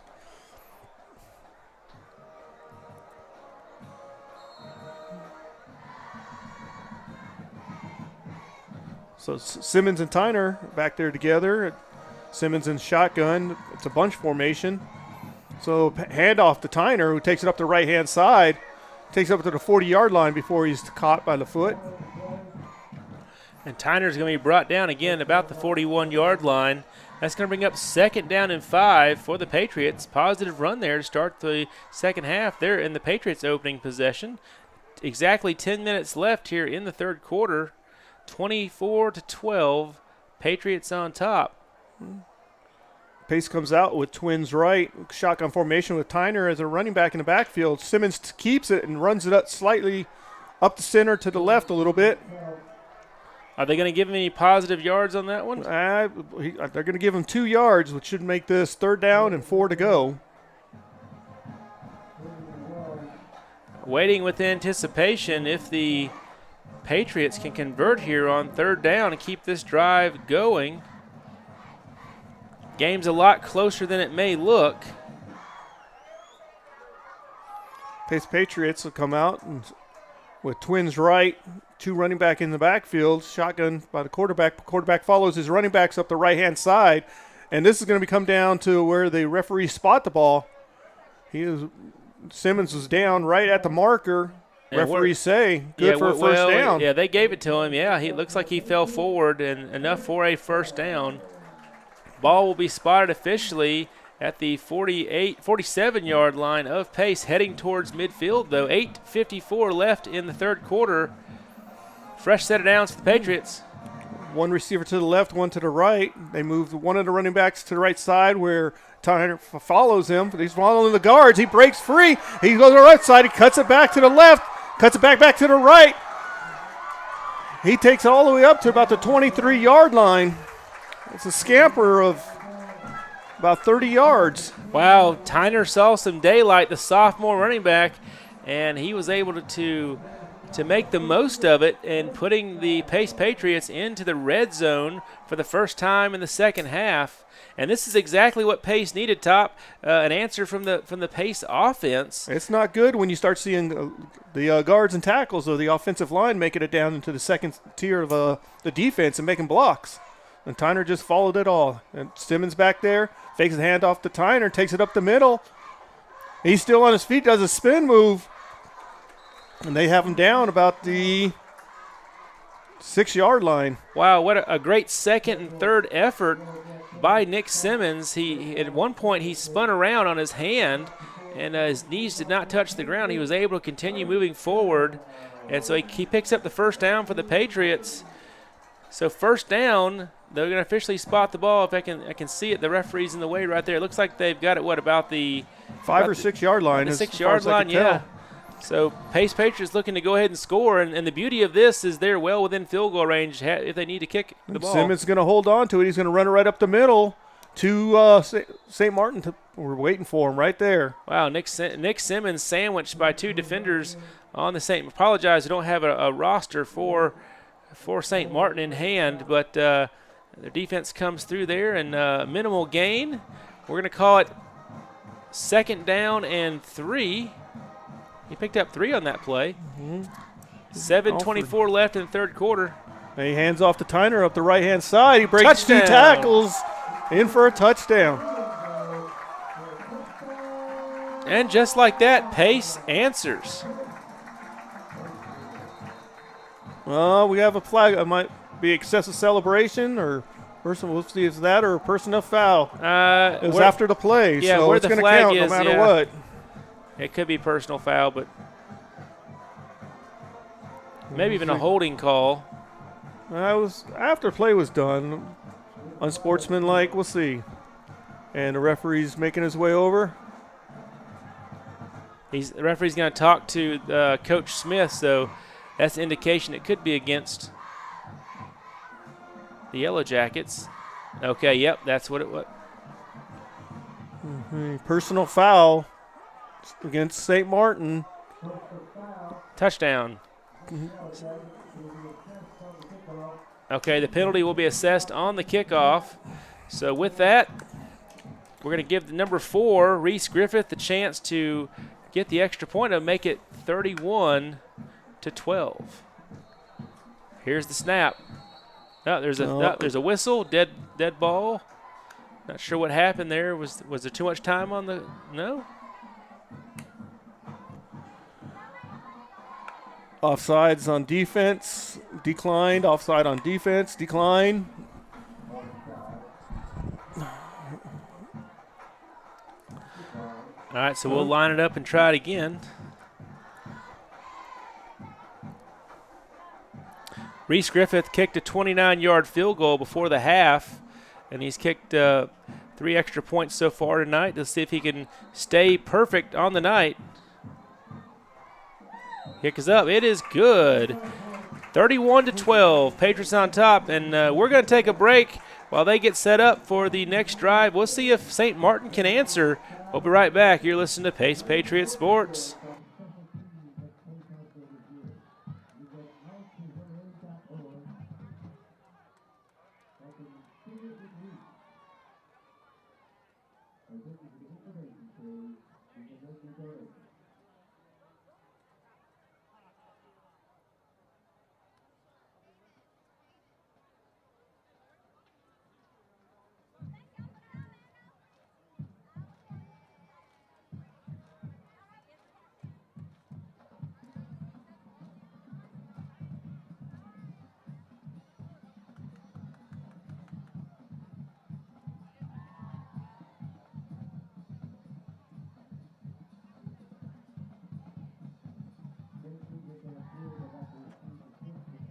All right, and we're back here live at Pace Patriot Stadium in beautiful downtown Pace, Florida, about a mile from Escambia Bay and Florida Town. 7:19 left here in the third quarter of action. And, of course, the Pace Patriots capping off a scoring drive, which was an answer to a scoring drive from the Yellow Jackets. Both St. Martin and Pace scoring on their opening drives of the second half. And you got to think, what did the defensive coordinator for Pace High School, Mark Edge, adjust in his team to try and slow down this St. Martin offense? Because they scored on 4 plays, Top. It'll be interesting, but we're here for special teams, so I'm waiting for Griffith, who's kicking the ball off the St. Martin's 45-yard line, just to see whether he can make a field goal from here. It's going to be more interesting than the just trying to kick it out of the bounds. And yeah, there'll be he's kicking because the penalties from the previous drive. So the ball is spotted in the St. Martin 45. Let's see how far he kicks it. Kicks up. Wow, that would have been good from him. That went through the uprights. That would have been a 55-yarder from right there. I think he'd be good from 65, don't you? He had plenty of room extra. I was just giving to where the ball was spotted. Of course, he was much further back on the approach than on a traditional field goal, but still, what a leg. All right. So St. Martin's over there. The coaches got them all lined or around him, trying to motivate them there. 19 points down. It's not out of hand yet. So St. Martin did an impressive job in their last drive, just running the ball down the field along that right side, and they threw a fade to the end zone. Let's see what they do here. All right, so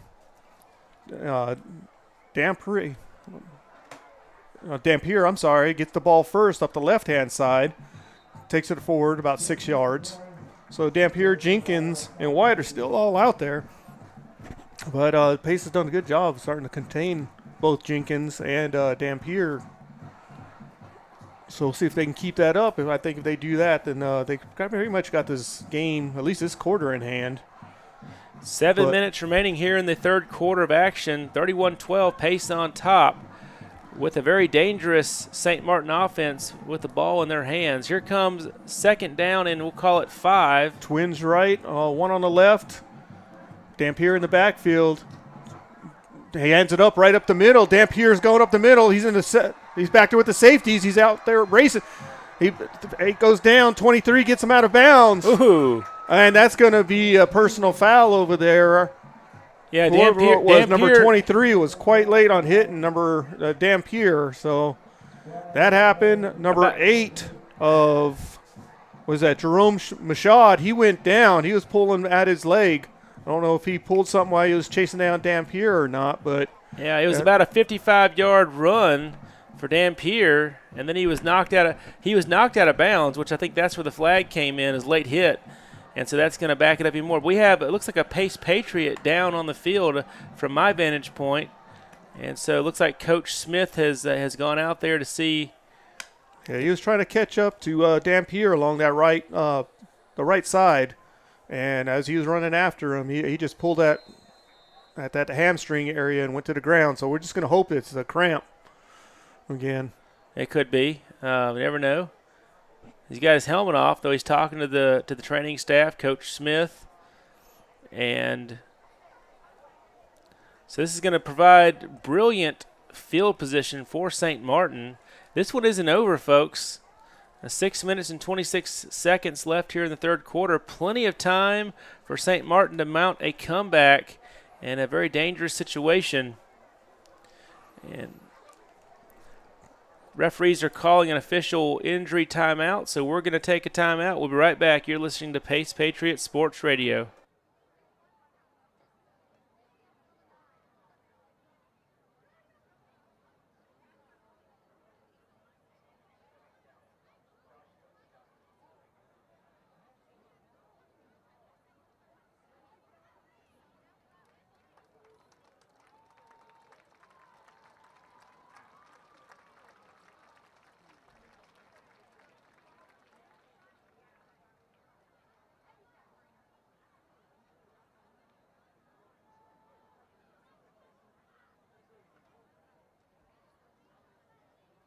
All right, we're back here in beautiful downtown Pace, Florida, Pace Patriots Stadium. That was number 8 that was injured. We got to see his number when he got up. Zachary Widener, who's been a playmaker tonight. He is, in fact, though, walking off the field on his own power, which is always a good sign. And so with that, St. Martin is going to get on the ball at the 16-yard line of the Pace Patriots. Shotgun formation. Here is the snap. Quarterback's going to roll to the right, number 15. He throws the ball back to the end zone. Oh, number 21, the cornerback on that side who was covering number 1, never turned around and just ran into him. So I saw Laundry getting pushed. Yeah, it looks like it might be pass interference on the Pace Patriots. Interesting enough, that same formation, they ran that play, that throw to the right side in their scoring drive in the last drive, and so they tried it again. And if it wasn't for the pass interference, they might have scored again. 6:21 left here in the third quarter. The penalty has moved the ball. They're going to say officially it's now spotted at, is that from my vantage point, about the 7-yard line? I got it at the 9. The 9, okay. 9-yard line. First down, goal to go. No, there's a chance for it. Shotgun formation, hands it off to number 9 up the middle, the right, and then he runs to the right side. He's brought down by a host of Patriots. He'll be close to the first down. Don't know if he got it for St. Martin. They're going to say no right now.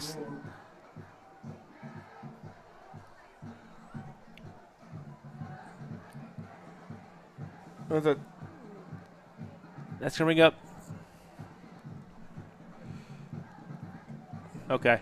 No, they say it's first down. They got the first down. They did get the first down, so St. Martin comes out with twins right, 1 to the left, Dampier in the back, and Jenkins in shotgun. He looks to the left with number 6, and it's incomplete. Number 6 is looking for a pass interference as he ran into number 29 for Pace Patriots, but no Laundry's left on the ground.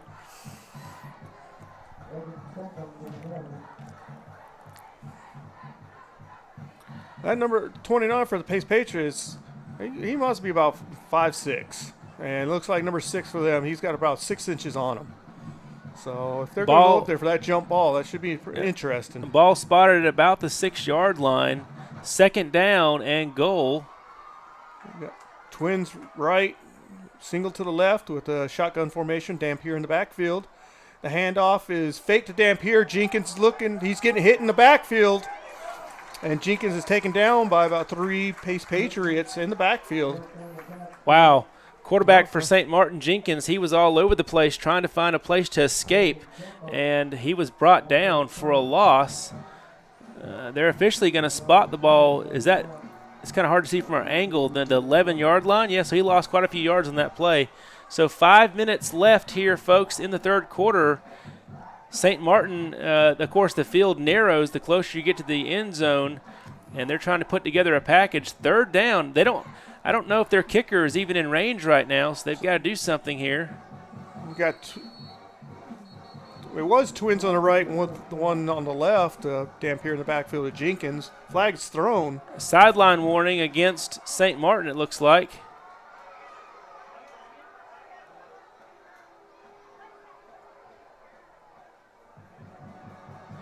No, they had 12 men on the field.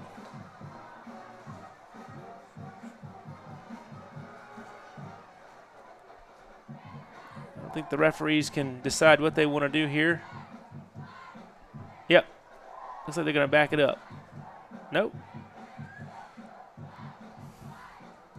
I think you're right with the first call. It'd just be not really warning for the sideline. Yeah, they had a guy run off late, so we thought that might have been 12th man, but who knows?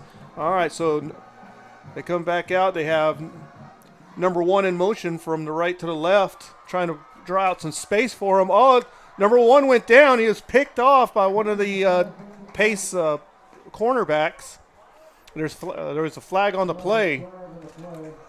There were 2 cornerbacks over there. They had St. Martin had 2 receivers on the left side. Number 1 was in motion. As they went over there, they crossed each other. As they did that, number 1 was caught by one of the cornerbacks, number 29, and taken to the ground. 4 minutes and 35 seconds left here in the third quarter of action. 31-12, Pace on top. St. Martin knocking at the door. So that with that penalty, it takes it up to the 11-yard line.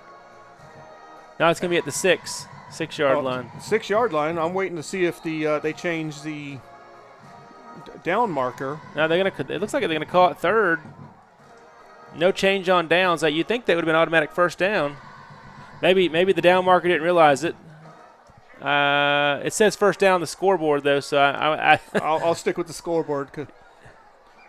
But okay, so we got Twins right. Number 1 over there to the left of quarterback. He's looking back. He does out route number 1. And touchdown. It's a touchdown. Wow, quarterback barely. The quarterback for St. Martin barely got that pass off the right side, and it was a diving catch in the end zone. So with that, St. Martin answers again, making it 31-18 with just 4 minutes and 30 seconds left here in the third quarter. So St. Martin says, no, we're not going to go away tonight. Yeah, we got so much time left. We haven't even hit the fourth quarter yet. They want a happy bus. Scoring game. Yeah, they want a happy bus ride back to Ocean Springs, Mississippi. So the formation is a bunch formation except for a single receiver to the left, number 6. Dampier in the backfield with Jenkins. The tight end goes in motion from right to left. They hand off to Dampier going for the left side. He's tackled in the backfield by number 27. So they don't get it, and 31-18 is the score. My bad, it was number 23. That was Braden Gates that had that tackle.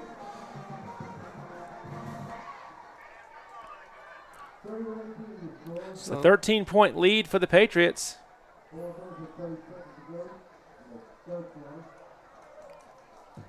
And as they get set for the kickoff, as the Patriots will try to answer, we'll take a real quick timeout. You're listening to Pace Patriots Sports Radio. Don't go anywhere, folks. This one's getting heated up.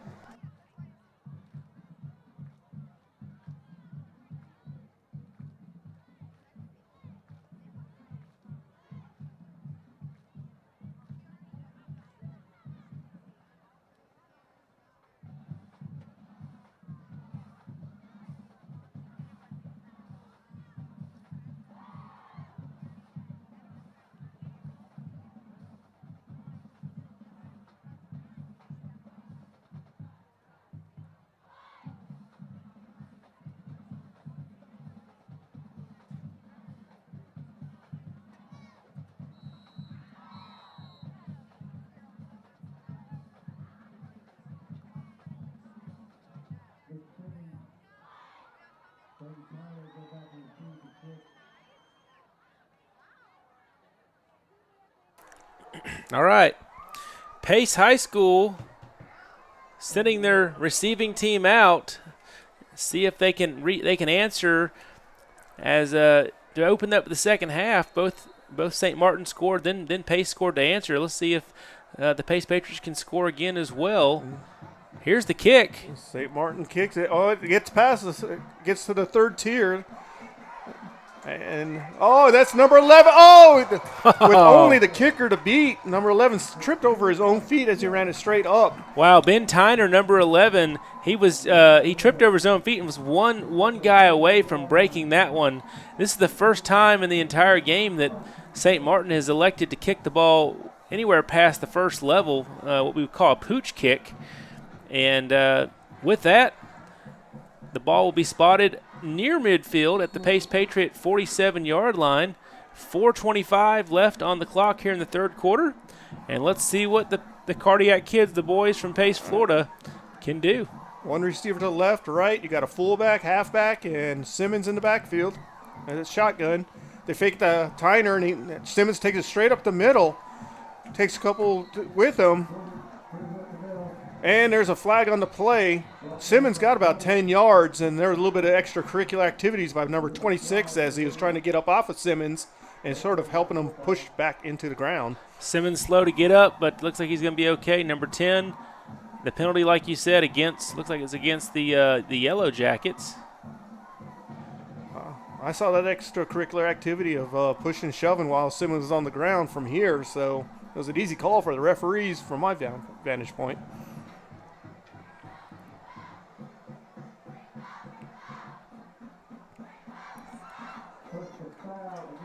So personal foul is the call, so 15 yards is going to be marked off. All right, that's going to bring the official spot will be at the 32-yard line of the Yellow Jackets. Great field position for the Pace Patriots.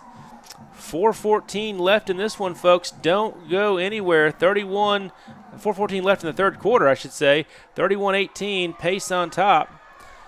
As Pace looking to answer, both teams have scored on all their drives in the second half.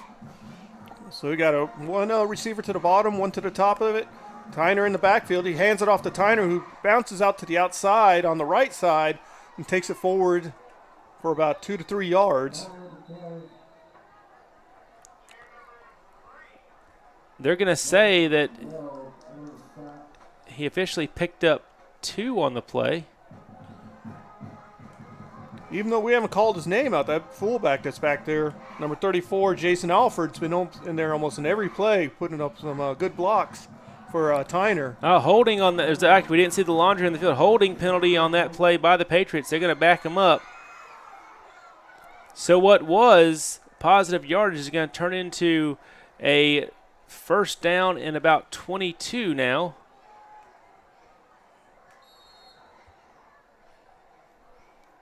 Running clock, 4 minutes. Simmons breaks him out of the huddle. It's a tight formation. We got a receiver to the left and right, but it's a bunch formation with Tyner in the backfield. He hands it off. Tyner takes it up the left side. He cut it back and then cut it right back out to the left and gets tackled. It was a good 4-yard gain. He's a yard shy still of the original line of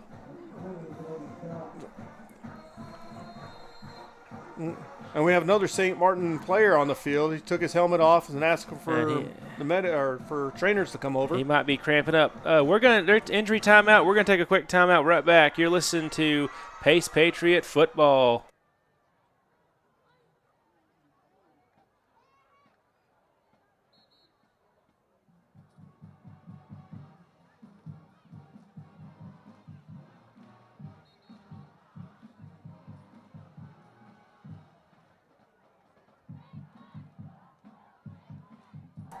All right, the injured player for St. Martin is off the field. It looked like it could be a cramp, we assume, and the Pace Patriots quickly line up.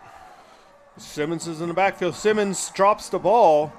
He takes the ball to the left, but between dropping the ball, picking it up, and moving to his left, he ended up losing about 7 or 8 yards.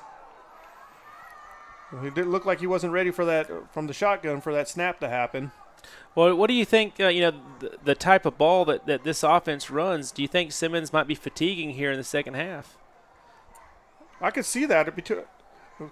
Since this is only the second game I've actually seen with him, last time that we were out here, he was switching in and out with another quarterback. So, do you think about maybe putting the second quarterback in to give him a breather and maybe save him? If he's on the second string, he's on the second string for a reason. So I would rather see him keep Simmons out there and just work through it.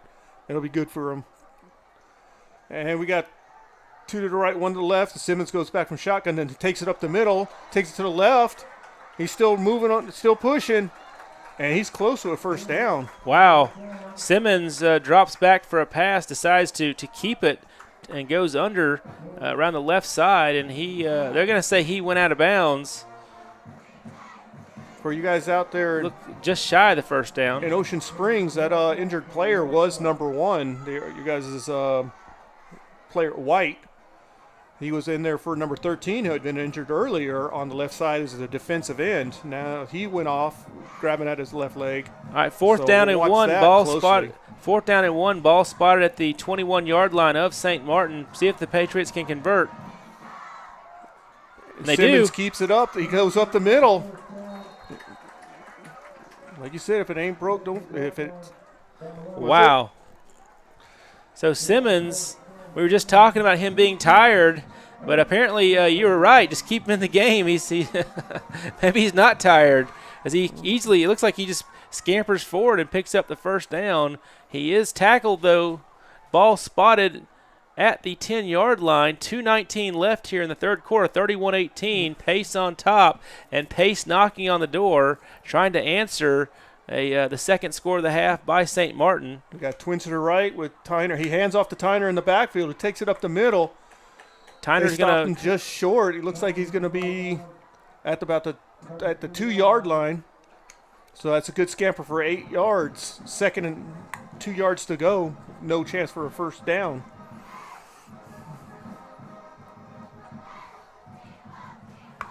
Pace looking to the sideline for the play.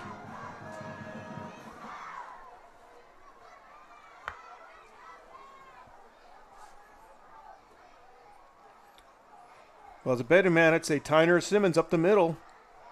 And it's Tyner. Slightly to the right side, but. And they're going to. He's ahead for 1 yard. So this would be 3rd and 1. It's 1:16 left. Clock continues to run. So 3rd and 1. Can the Patriots punch it in? And if they don't, Top, do you try to score? Or do you put your kicker out there? We're up by 13. That's two scores. I'd put the kicker out there. Make it a 3-score game. But here goes Simmons up the middle, and there's no reason to even ask the question. We don't have to worry about that at all. He just strides into the end zone. And just like that, the Cardiac kids from here in Pace, Florida, have answered St. Martin's call, and both teams have scored in their opening 2 possessions of the second half.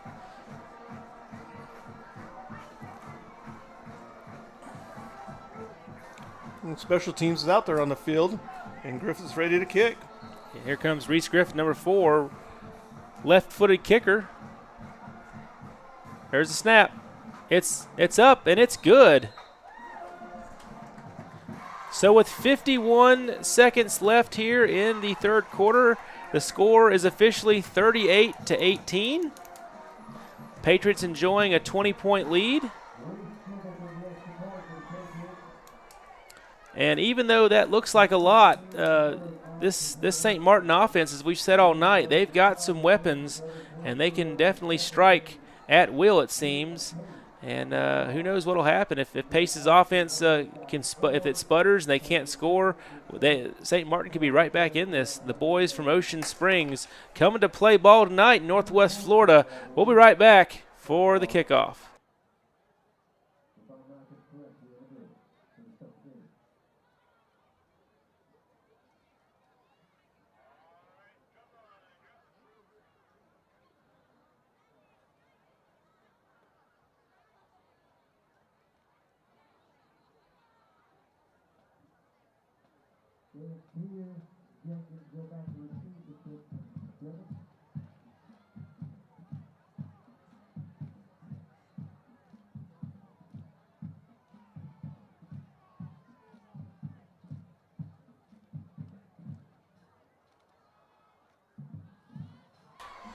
And we're back here at Pace High School, Pace Patriot Stadium, beautiful downtown Pace, Florida, as number 4, Reese Griffith, is going to kick the ball off. And so far 3 times tonight, he's put it in the end zone. Let's see what happens.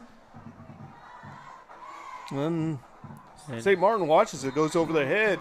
For you guys tracking at home over there in Ocean Springs, number 1 wasn't back there with Dampier. White, number 1, Mr. Wright, was not back there with Dampier for the kickoff. So we're going to watch that because, like I said, that was one of the 3 that I thought was really important about this game. All right. So, again, surprising second half, St. Martin coming out and scoring their opening 2 drives. And let's see what happens here. They found a lot of success on the ground as well as in the air, letting their athletes play a little bit. Let's see if Pace's defense, the coordinator, brand new coordinator this year, Mark Edge for Pace High School. Let's see if they can make some adjustments here. Jenkins for shotgun formations, hands it off. And, Dampier makes it into the second. He is hit by 23, and I am curious. There's a flag on the play. I'm wondering if it's lowering the head or hitting with the crown of the helmet on the Dampier by number 23. That was Braden Gates. I'm not sure exactly what the call will be, but it could have been maybe targeting, you think? I'm looking out there at the coach, and even he's trying to tell 23 that you use your arms and wrap up when you do a tackle. You just don't lead with your head. So, I'm believing that If it's a serious enough offense, they might. That could be it for him for the night. and let's see what the officials say. But you hate to see that. He was just trying to make a play, and that's just playing hard out there. There's a difference between playing hard and knowing what you're supposed to do, I think. 23 knows he should be wrapping up. Good tackle, good breakdown and everything. All he ended up doing is just seeing how hard he can hit another player. But he's going to stay in. Yeah.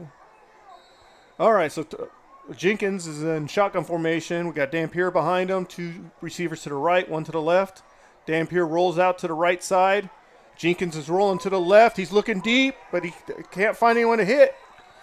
And he's hit about 5 yards on the left-hand side of the field. The ball's going to be spotted at the 48-yard line of St. Martin as number 14 for St. Martin comes up limping a little bit, and he's going to head off the field under his own power. 13 seconds running clock left here in the third quarter. Looks like St. Martin's just going to let the time expire. No, they're not. They're going to call it. The clock has stopped for some reason. It was an official timeout. Yeah, there it goes again. So 10 seconds. They're not going to get a playoff, and that'll be it for the third quarter. St. Martin's trying to change out personnel, and they're not going to have time. All right, that is going to do it, folks, for the third quarter of action, but don't go anywhere. 38-18, St. Martin has proved in the second half they can score almost at will, and a break here or there. Who knows what will happen? But we'll come back with the Cardiac Kids from Pace and Pace, Florida. Right back for the fourth quarter. Don't go anywhere.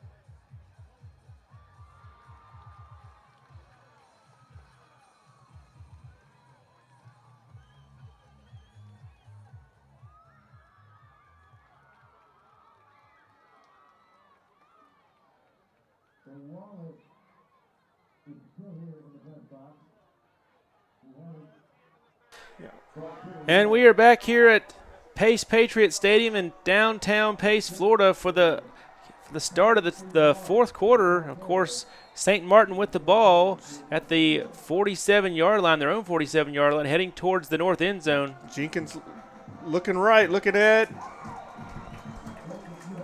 He ends up throwing to number 5 on the right-hand side. So, for you people at home again, number 1, White is back on the field as a receiver. So you got Dampier, Jenkins, and White, all 3 of them back out there on the field.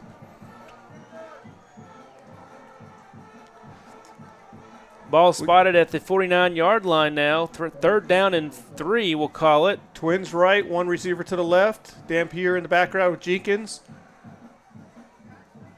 Jenkins got the ball. It was option left. He ended up pitching it to the receiver that was going from right to left. Nice option play there, and string out the field a little bit. The Yellow Jackets are now into Patriot territory. Ball spotted at the 41-yard line of Pace. I just can't stop looking at the height difference on that one against for St. Martin versus 29 of. Right, you think they might go for a shot in the end zone. They're going to have to score quick. We'll see what Jenkins and the St. Martin coaching staff see. They go to the opposite side of the field. Number 8 drops the ball. It was about a 15-yard out pattern. He doesn't get up. Number 8. He is down, folks. I'm not sure if what happened there, but number 8 he's still on the ground on the far sideline.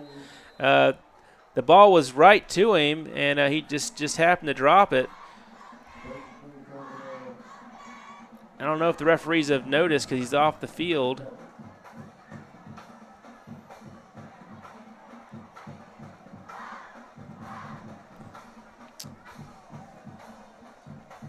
That's going to bring up 2nd down and 10 for the Yellow Jackets.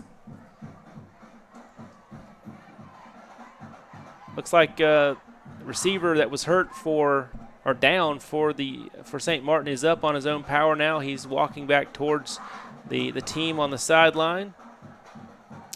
So Yellow Jackets come to the line of scrimmage. They got a bunch formation. 1 receiver to the left, 2 to the right, but it's bunch formation. Jenkins hands off. He drops the ball. Oh, he barely held. Jenkins was trying to hand the ball off to Dampier. Dampier wasn't taking the ball. And Jackson Ward, the strong side linebacker for Pace High School, with just a very, very stiff pop on the running back. Jenkins is feeling it. He's crouching over a little bit. So much so, it's now going to be 3rd down and about 14. Ball officially spotted at the 45-yard line of Pace. 10 minutes to go, folks, in this one. And you can see in the way that St. Martin is moving towards the ball, a little bit of urgency on their side. They've got to get some scores. Got twins right, 1 to the left. Receiver in motion going to the right. So it's a quick out to number 1 who catches the ball. He's ahead for about 9 yards, so it should be 4th down and 1. Yeah, he gets close to the 1st down, and given the situation, this is 4-down territory, so we'll call it 4th and 2. Ball spotted at the 33-yard line of Pace. St. Martin quick to get on the ball, though. And there's going to be a timeout called. It's going to be probably an official water break. Pace Patriots take a timeout. I think that's a good call by the coach because you knew they were doing it quick, trying to pull them off sides. So slow them down. Right. Let them know what they're doing. Watch that Well, ball. they're going to take a timeout, and we're going to take a timeout, folks. Don't go anywhere. This one is getting interesting late in the 4th quarter.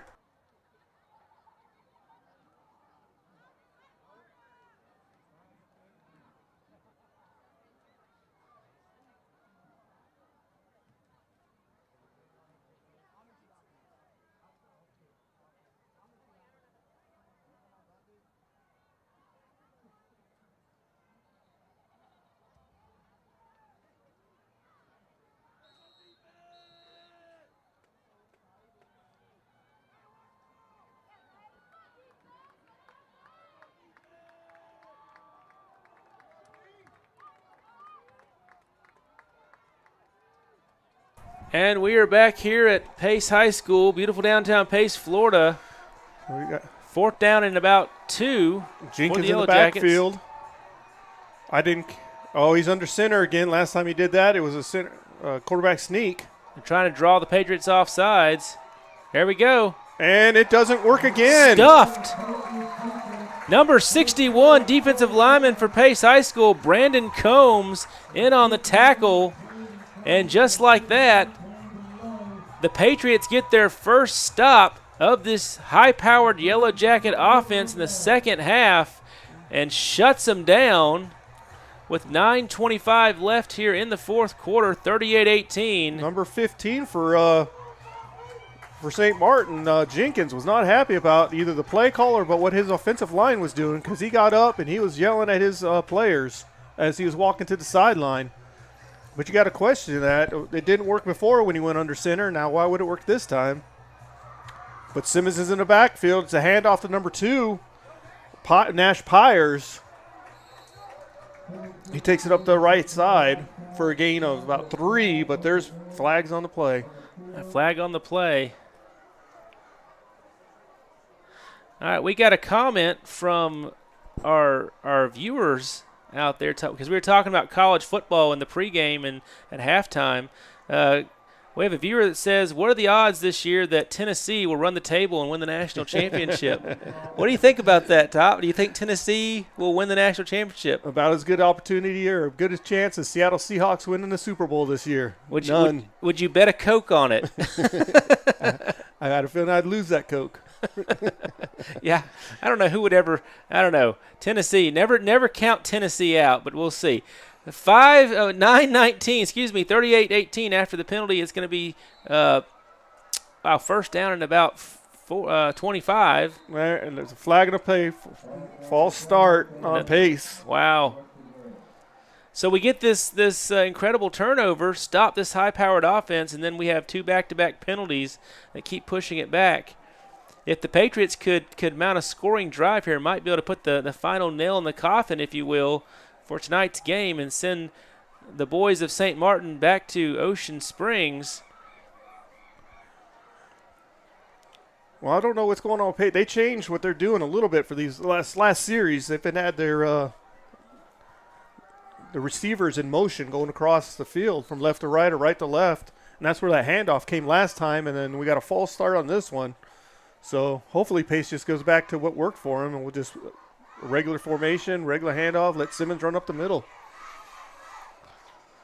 So we come out, we got one receiver to the left, Simmons, and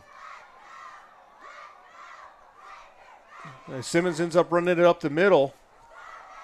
And there's a big rugby scrum heading up there because everybody's trying to push Simmons one way or the other direction. And it looks like it's a gain of 2. Fumble. Oh, there was a fumble. Oh, wow. Simmons wound up coughing it up. That's his first fumble of the game, and I think of the year, in fact. He can tell he's touching himself on the head saying that was my fault. And so just like that, the fortune of St. Martin has changed as they get the ball back with 8:38 remaining, down 38-18, 20-point deficit. But anything can happen, and this offense has shown us that they can score at a moment's notice. So you never know. Pace had an opportunity to kind of shut this game out, and now here come the Yellow Jackets in great field position. Ball spotted at the 32-yard line of Pace, heading towards that north end zone. All right, we've got twins to the right, twins to the left, one to the right. Jenkins and Dampier back there. He's looking deep for one. He's on the left-hand side and just slightly overthrown. That was good coverage by that defensive back on that side. He had the distance for St. Martin, just couldn't pull it in. So with 8:32 left, it's going to be 2nd down and 10. That was Lane Stinson playing right cornerback. That was step for step with number 1 on that play. I tell you what, I mean, just guessing what the coach might run here, but they've definitely been airing it out the last 2 drives. You might see St. Martin run the option here again, and just to kind of keep them honest. Well, they brought in another big body to be on the offensive line, that 43. So we'll see if Dampier goes to the right because that 43 went on the right-hand side. There Dampier it is. just goes up the middle, and they're pushing him. He goes ahead for about 3 yards. Look like they got a little power package in there now. Yeah, that's going to bring up 3rd down and about 7 for St. Martin. Ball spotted now right about the 28-yard line of Pace. The clock is running. Tick, tick, tick, tick, tick. 8:05 left in this contest. 2 receivers to the left, 1 to the right. Jenkins and Dampier in the backfield and shotgun. Jenkins gets the ball, and it's a late handoff to Dampier, who gets tackled in the backfield by the first one to hit him, what looks like was number 95. That's Parker Steele. It was the first one to hit him in the backfield. So we got 4th down and 9. Now we know they need the points. So here comes back, White comes back into the game. 43 goes off.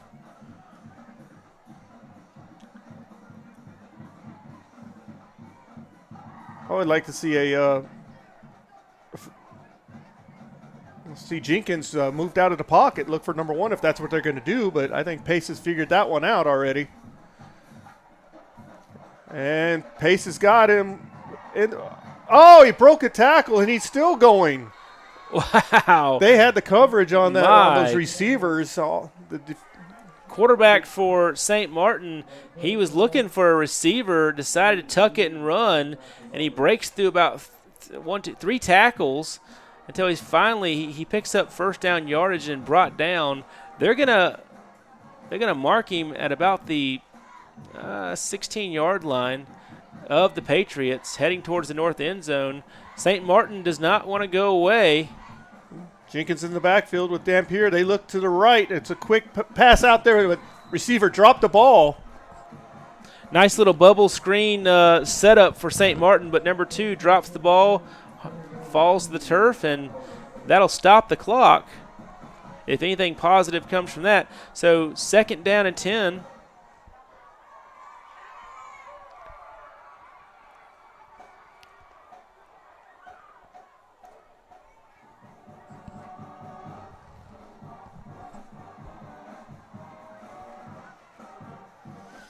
And the Pace Patriot student section going crazy right now, wanting to see this one come to an end.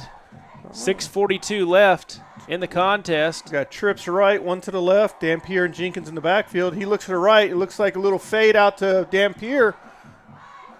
Dampier catches it. He takes it up to about the 14-yard line. All right. Pace Patriots were there. They got in there pretty quick. So that got them about 4 yards. All right, that's going to bring up 3rd down. We'll call it 7. 6:12 about left. That does not look like St. Martin. They're not in any hurry, are they? Not. They were in a hurry earlier, but right now they're just kind of trying to get the play off. We got trips to the left, one receiver to the right. Dampier and Jenkins in the backfield. Jenkins is pushed out of the pocket to the right. I can't. Great play by number 23 and number 29 for the corner for Pace High School. Number 29 in on the play, Evan Beckham. He knocks it down, prevents the score. Quarterback for St. Martin rolled out to his right, thought he had a receiver open, and it was an incomplete pass. So that's going to bring up 4th down and 7 for St. Martin. 5:47 left in this one, folks. And this is sort of a last gasp. They have to do something here to continue on any hopes of tying the game up at any point. So shotgun formation for St. Martin. Running back to the left side, trips to the left. Here's the snap. Quarterback looks over the field. He throws it down the middle, and it's incomplete. Almost intercepted. And just like that, the Pace Patriots will take over on downs. There is an official timeout. Looks like a water break, a water timeout by the officials. They're going to take a timeout. We're going to take a timeout. We'll be right back. You're listening to Pace Sports Radio.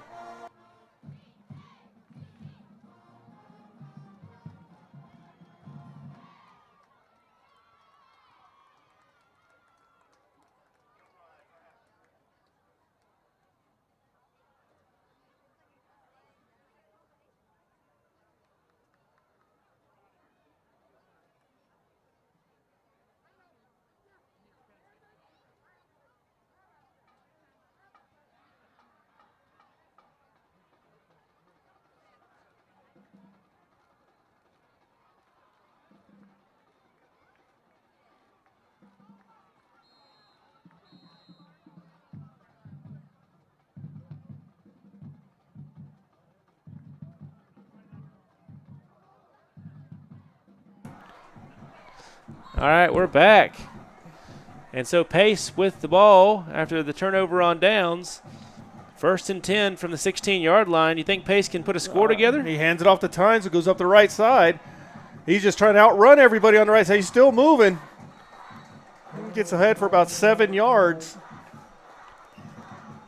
As long as he did stay in bounds, though, so the clock keeps running. There's going to be a whole bunch, I think, of Tynes and Simmons just running up the middle, run out to the outsides.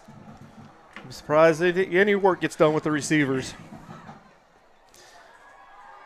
So with 5 minutes left, if you're Coach Kent Smith, do you start looking at your depth chart, your 2nd and 3rd string, and start giving some of those guys some experience? I mean, we're looking at a 20-point lead at this point. Is it far enough out of reach? They still got the starters in there. Well, let's hold on. I think, yep. Ben Tyner scrambles forward, and he gets close to the 1st down. They're going to say he got it. I think is that Simmons back there, or did they put in another? Did they put Diamond back in? Just going to your point, I think. Yeah, it looks like Simmons. Ben Tyner ran that play, but it was Simmons has been pulled, it looks like. Yep, so your new quarterback out there playing right now is Ethan Diamond.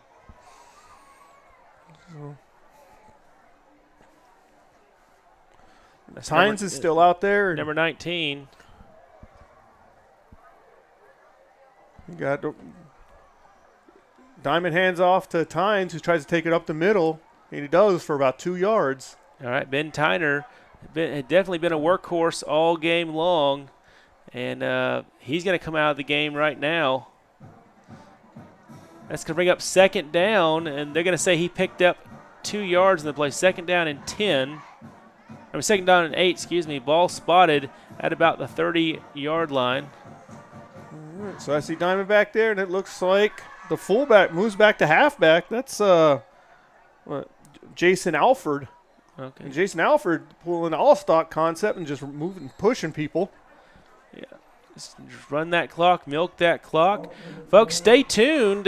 With 3 minutes and 40 seconds left, when the game is over, we'll go down to the field, and Pace Patriot Sports Radio will have comments from the coaches.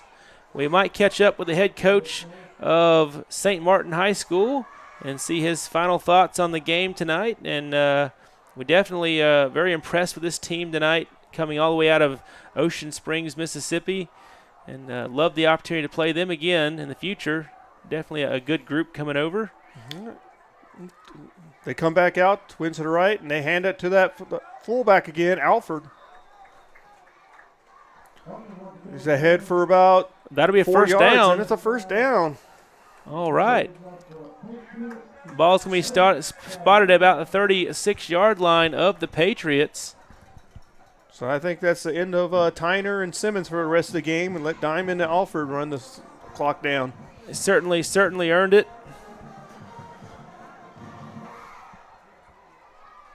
You can see Pace is not in no hurry. They know they got 2 minutes and 40-something seconds left.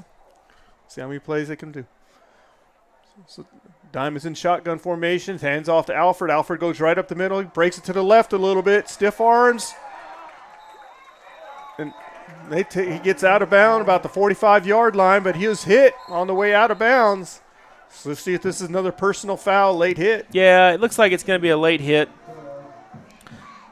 They're going to officially spot him going out of bounds at the 47-yard line of Ocean Springs, of St. Martin.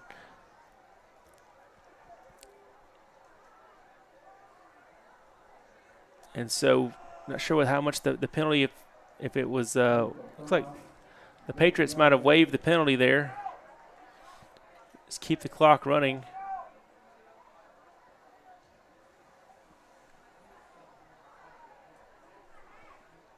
All right, so we're waiting on the referees to No, they're going mark it off. to take the yardage.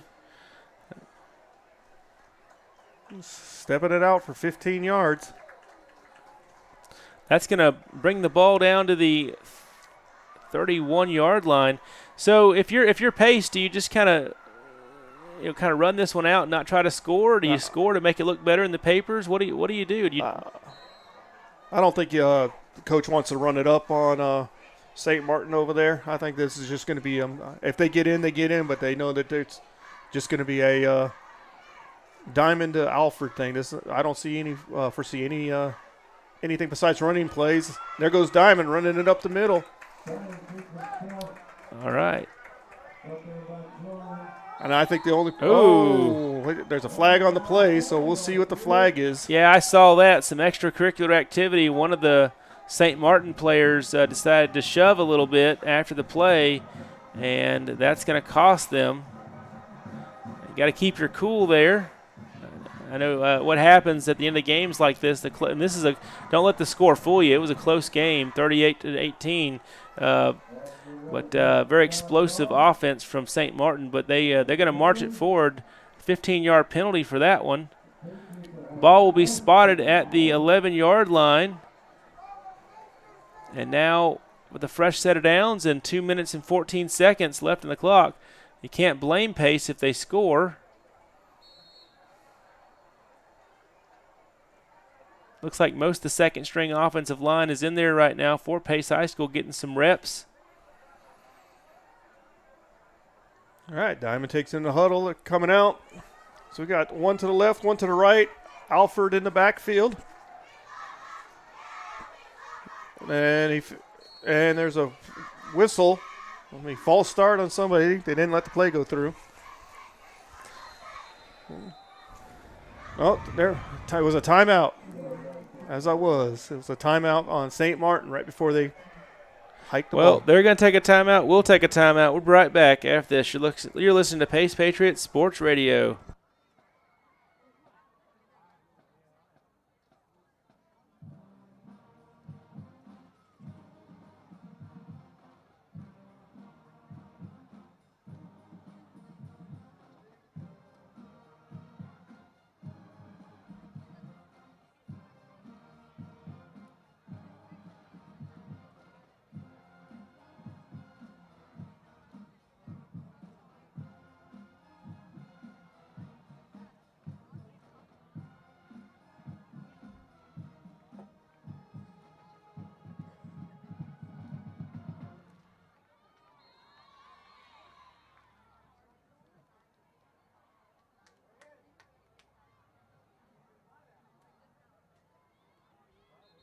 And we are back here at Pace Patriot Stadium in beautiful downtown Pace, Florida, just about a mile from Escambia Bay and Florida Town. And the Pace Patriots come out 1st and 10 from the 11-yard line. Here's the snap.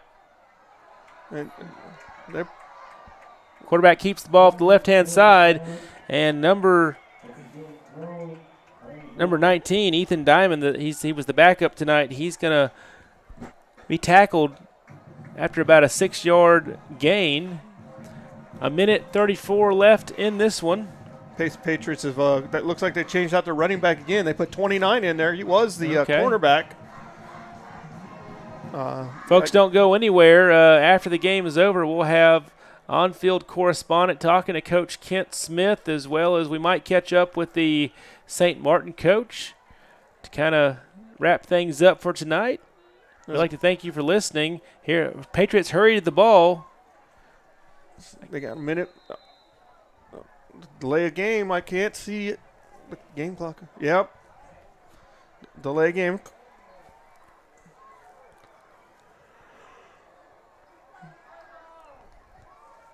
They'll take them back 5 yards. And more importantly, it stops the clock on them at 53 seconds.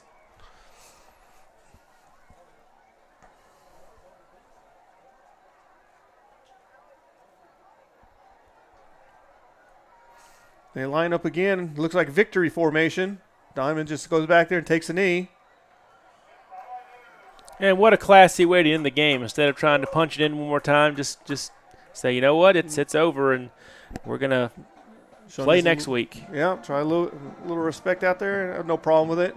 Tempers are getting up there a little bit, so yeah, the game's over. There's no reason to push it, hurt somebody. Not really sure what the team out of Ocean Springs, Mississippi, St. Martin, what they have for next week and subsequent weeks, but I sort of feel sorry for whoever they're going to play, because they definitely have some weapons out there and can do some damage, and I think they'll have a wonderful rest of their season and achieve some great things. The Pace Patriots, though, looks like 9 seconds left until this one's over.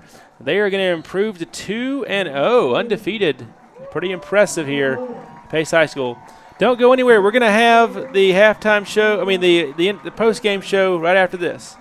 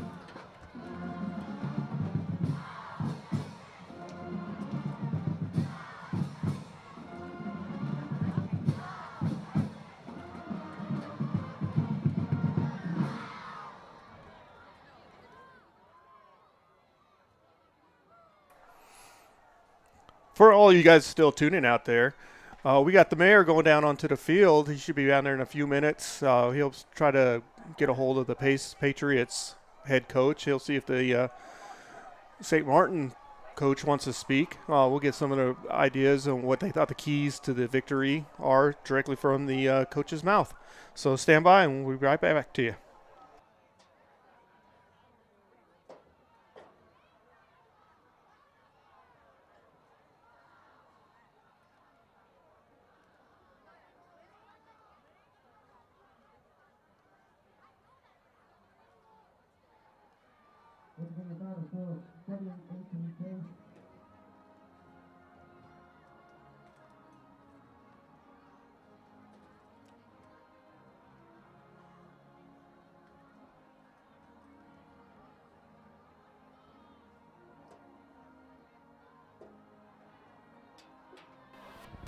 All right, we're standing here. We're standing here with Coach Smith. Big victory tonight, 38 to 18 from this visiting team from Ocean Springs, Mississippi. What do you think your team did early in the first quarter to kind of turn around that opening drive? They scored. What did you tell them, and how do you think your players did tonight? Well, we didn't score in the first quarter. Second quarter, I think we got 24 points. Defense got better, and we started to run the ball. We just made some mistakes early on, and going to do that being young, but we got to get better to get started because some teams we won't be able to catch up with. Well, your team looked good tonight. You're 2-0. What do you think about next week going into the next home contest? West Florida is probably one of the best teams around, so it'll be a battle next week. I don't think they've given up a touchdown yet this year, so it's definitely going to be tough next week. Well, good luck, Coach Smith, and go celebrate with your team. All right, thank you.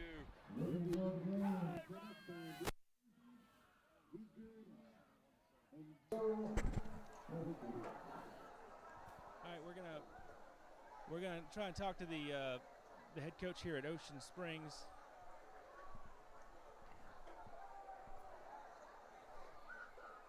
Just give me just a minute there.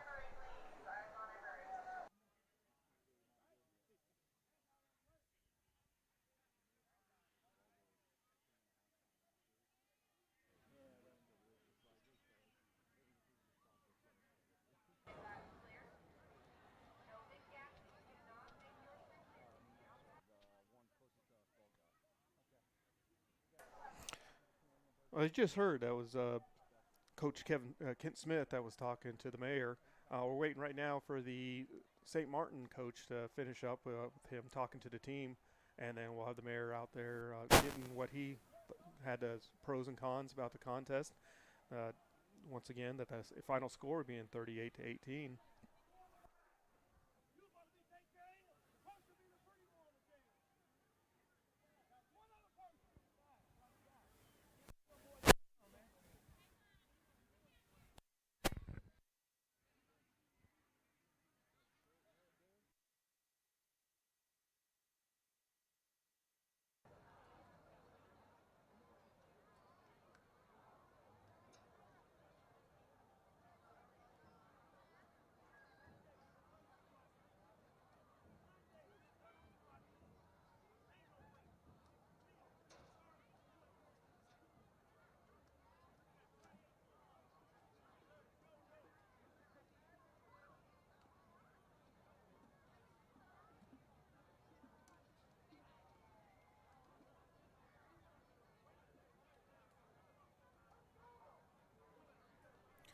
So while we're waiting to do this, the mayor's still down there on the field, and I'll let you know that the St. Martin coach is quite adamant with his players and letting them know what he thought.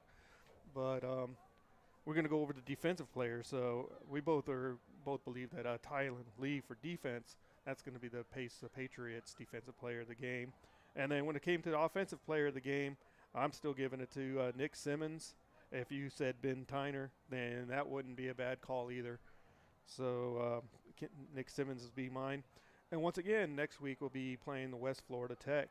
The coach, as you heard him say, that's going to be one of the hardest games this season without giving up a touchdown this year to any of their opponents. So it'll be interesting. So Simmons and Tyner will have to take this team on their back with that receiving core and see what we can do for next week. As we stand by The mayor is still down there on the field waiting for the coach for St. Martin to finish up with his speech to his team. And we'll come back after he's done and the mayor's ready to talk to him.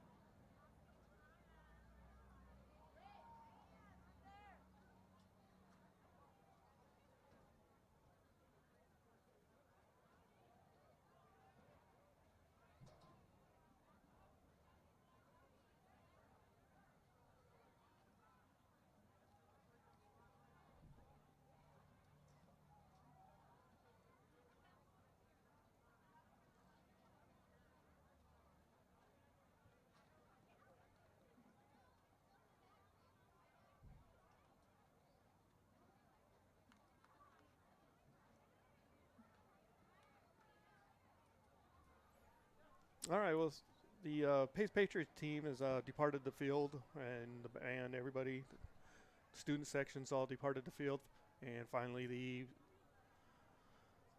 St. Martin team has gotten up. They did their cheer. The coach is going to be trying to come over there to the mayor right now and give a speech or tell him what he thought of the game. Springs, Mississippi, listening tonight.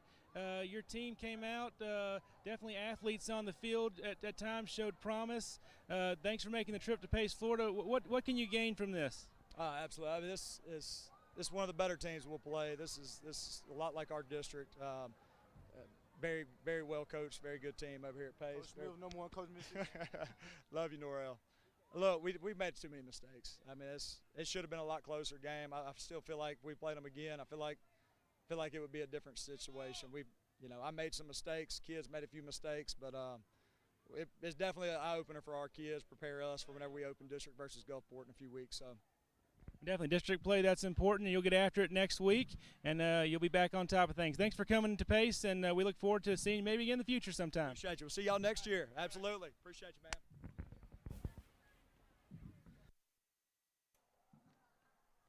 And that's going to conclude our broadcast. This is Pace Patriots broadcasting with the Mayor Meese and with Top Meese, our two broadcasters. I'd like to thank you for listening to us tonight.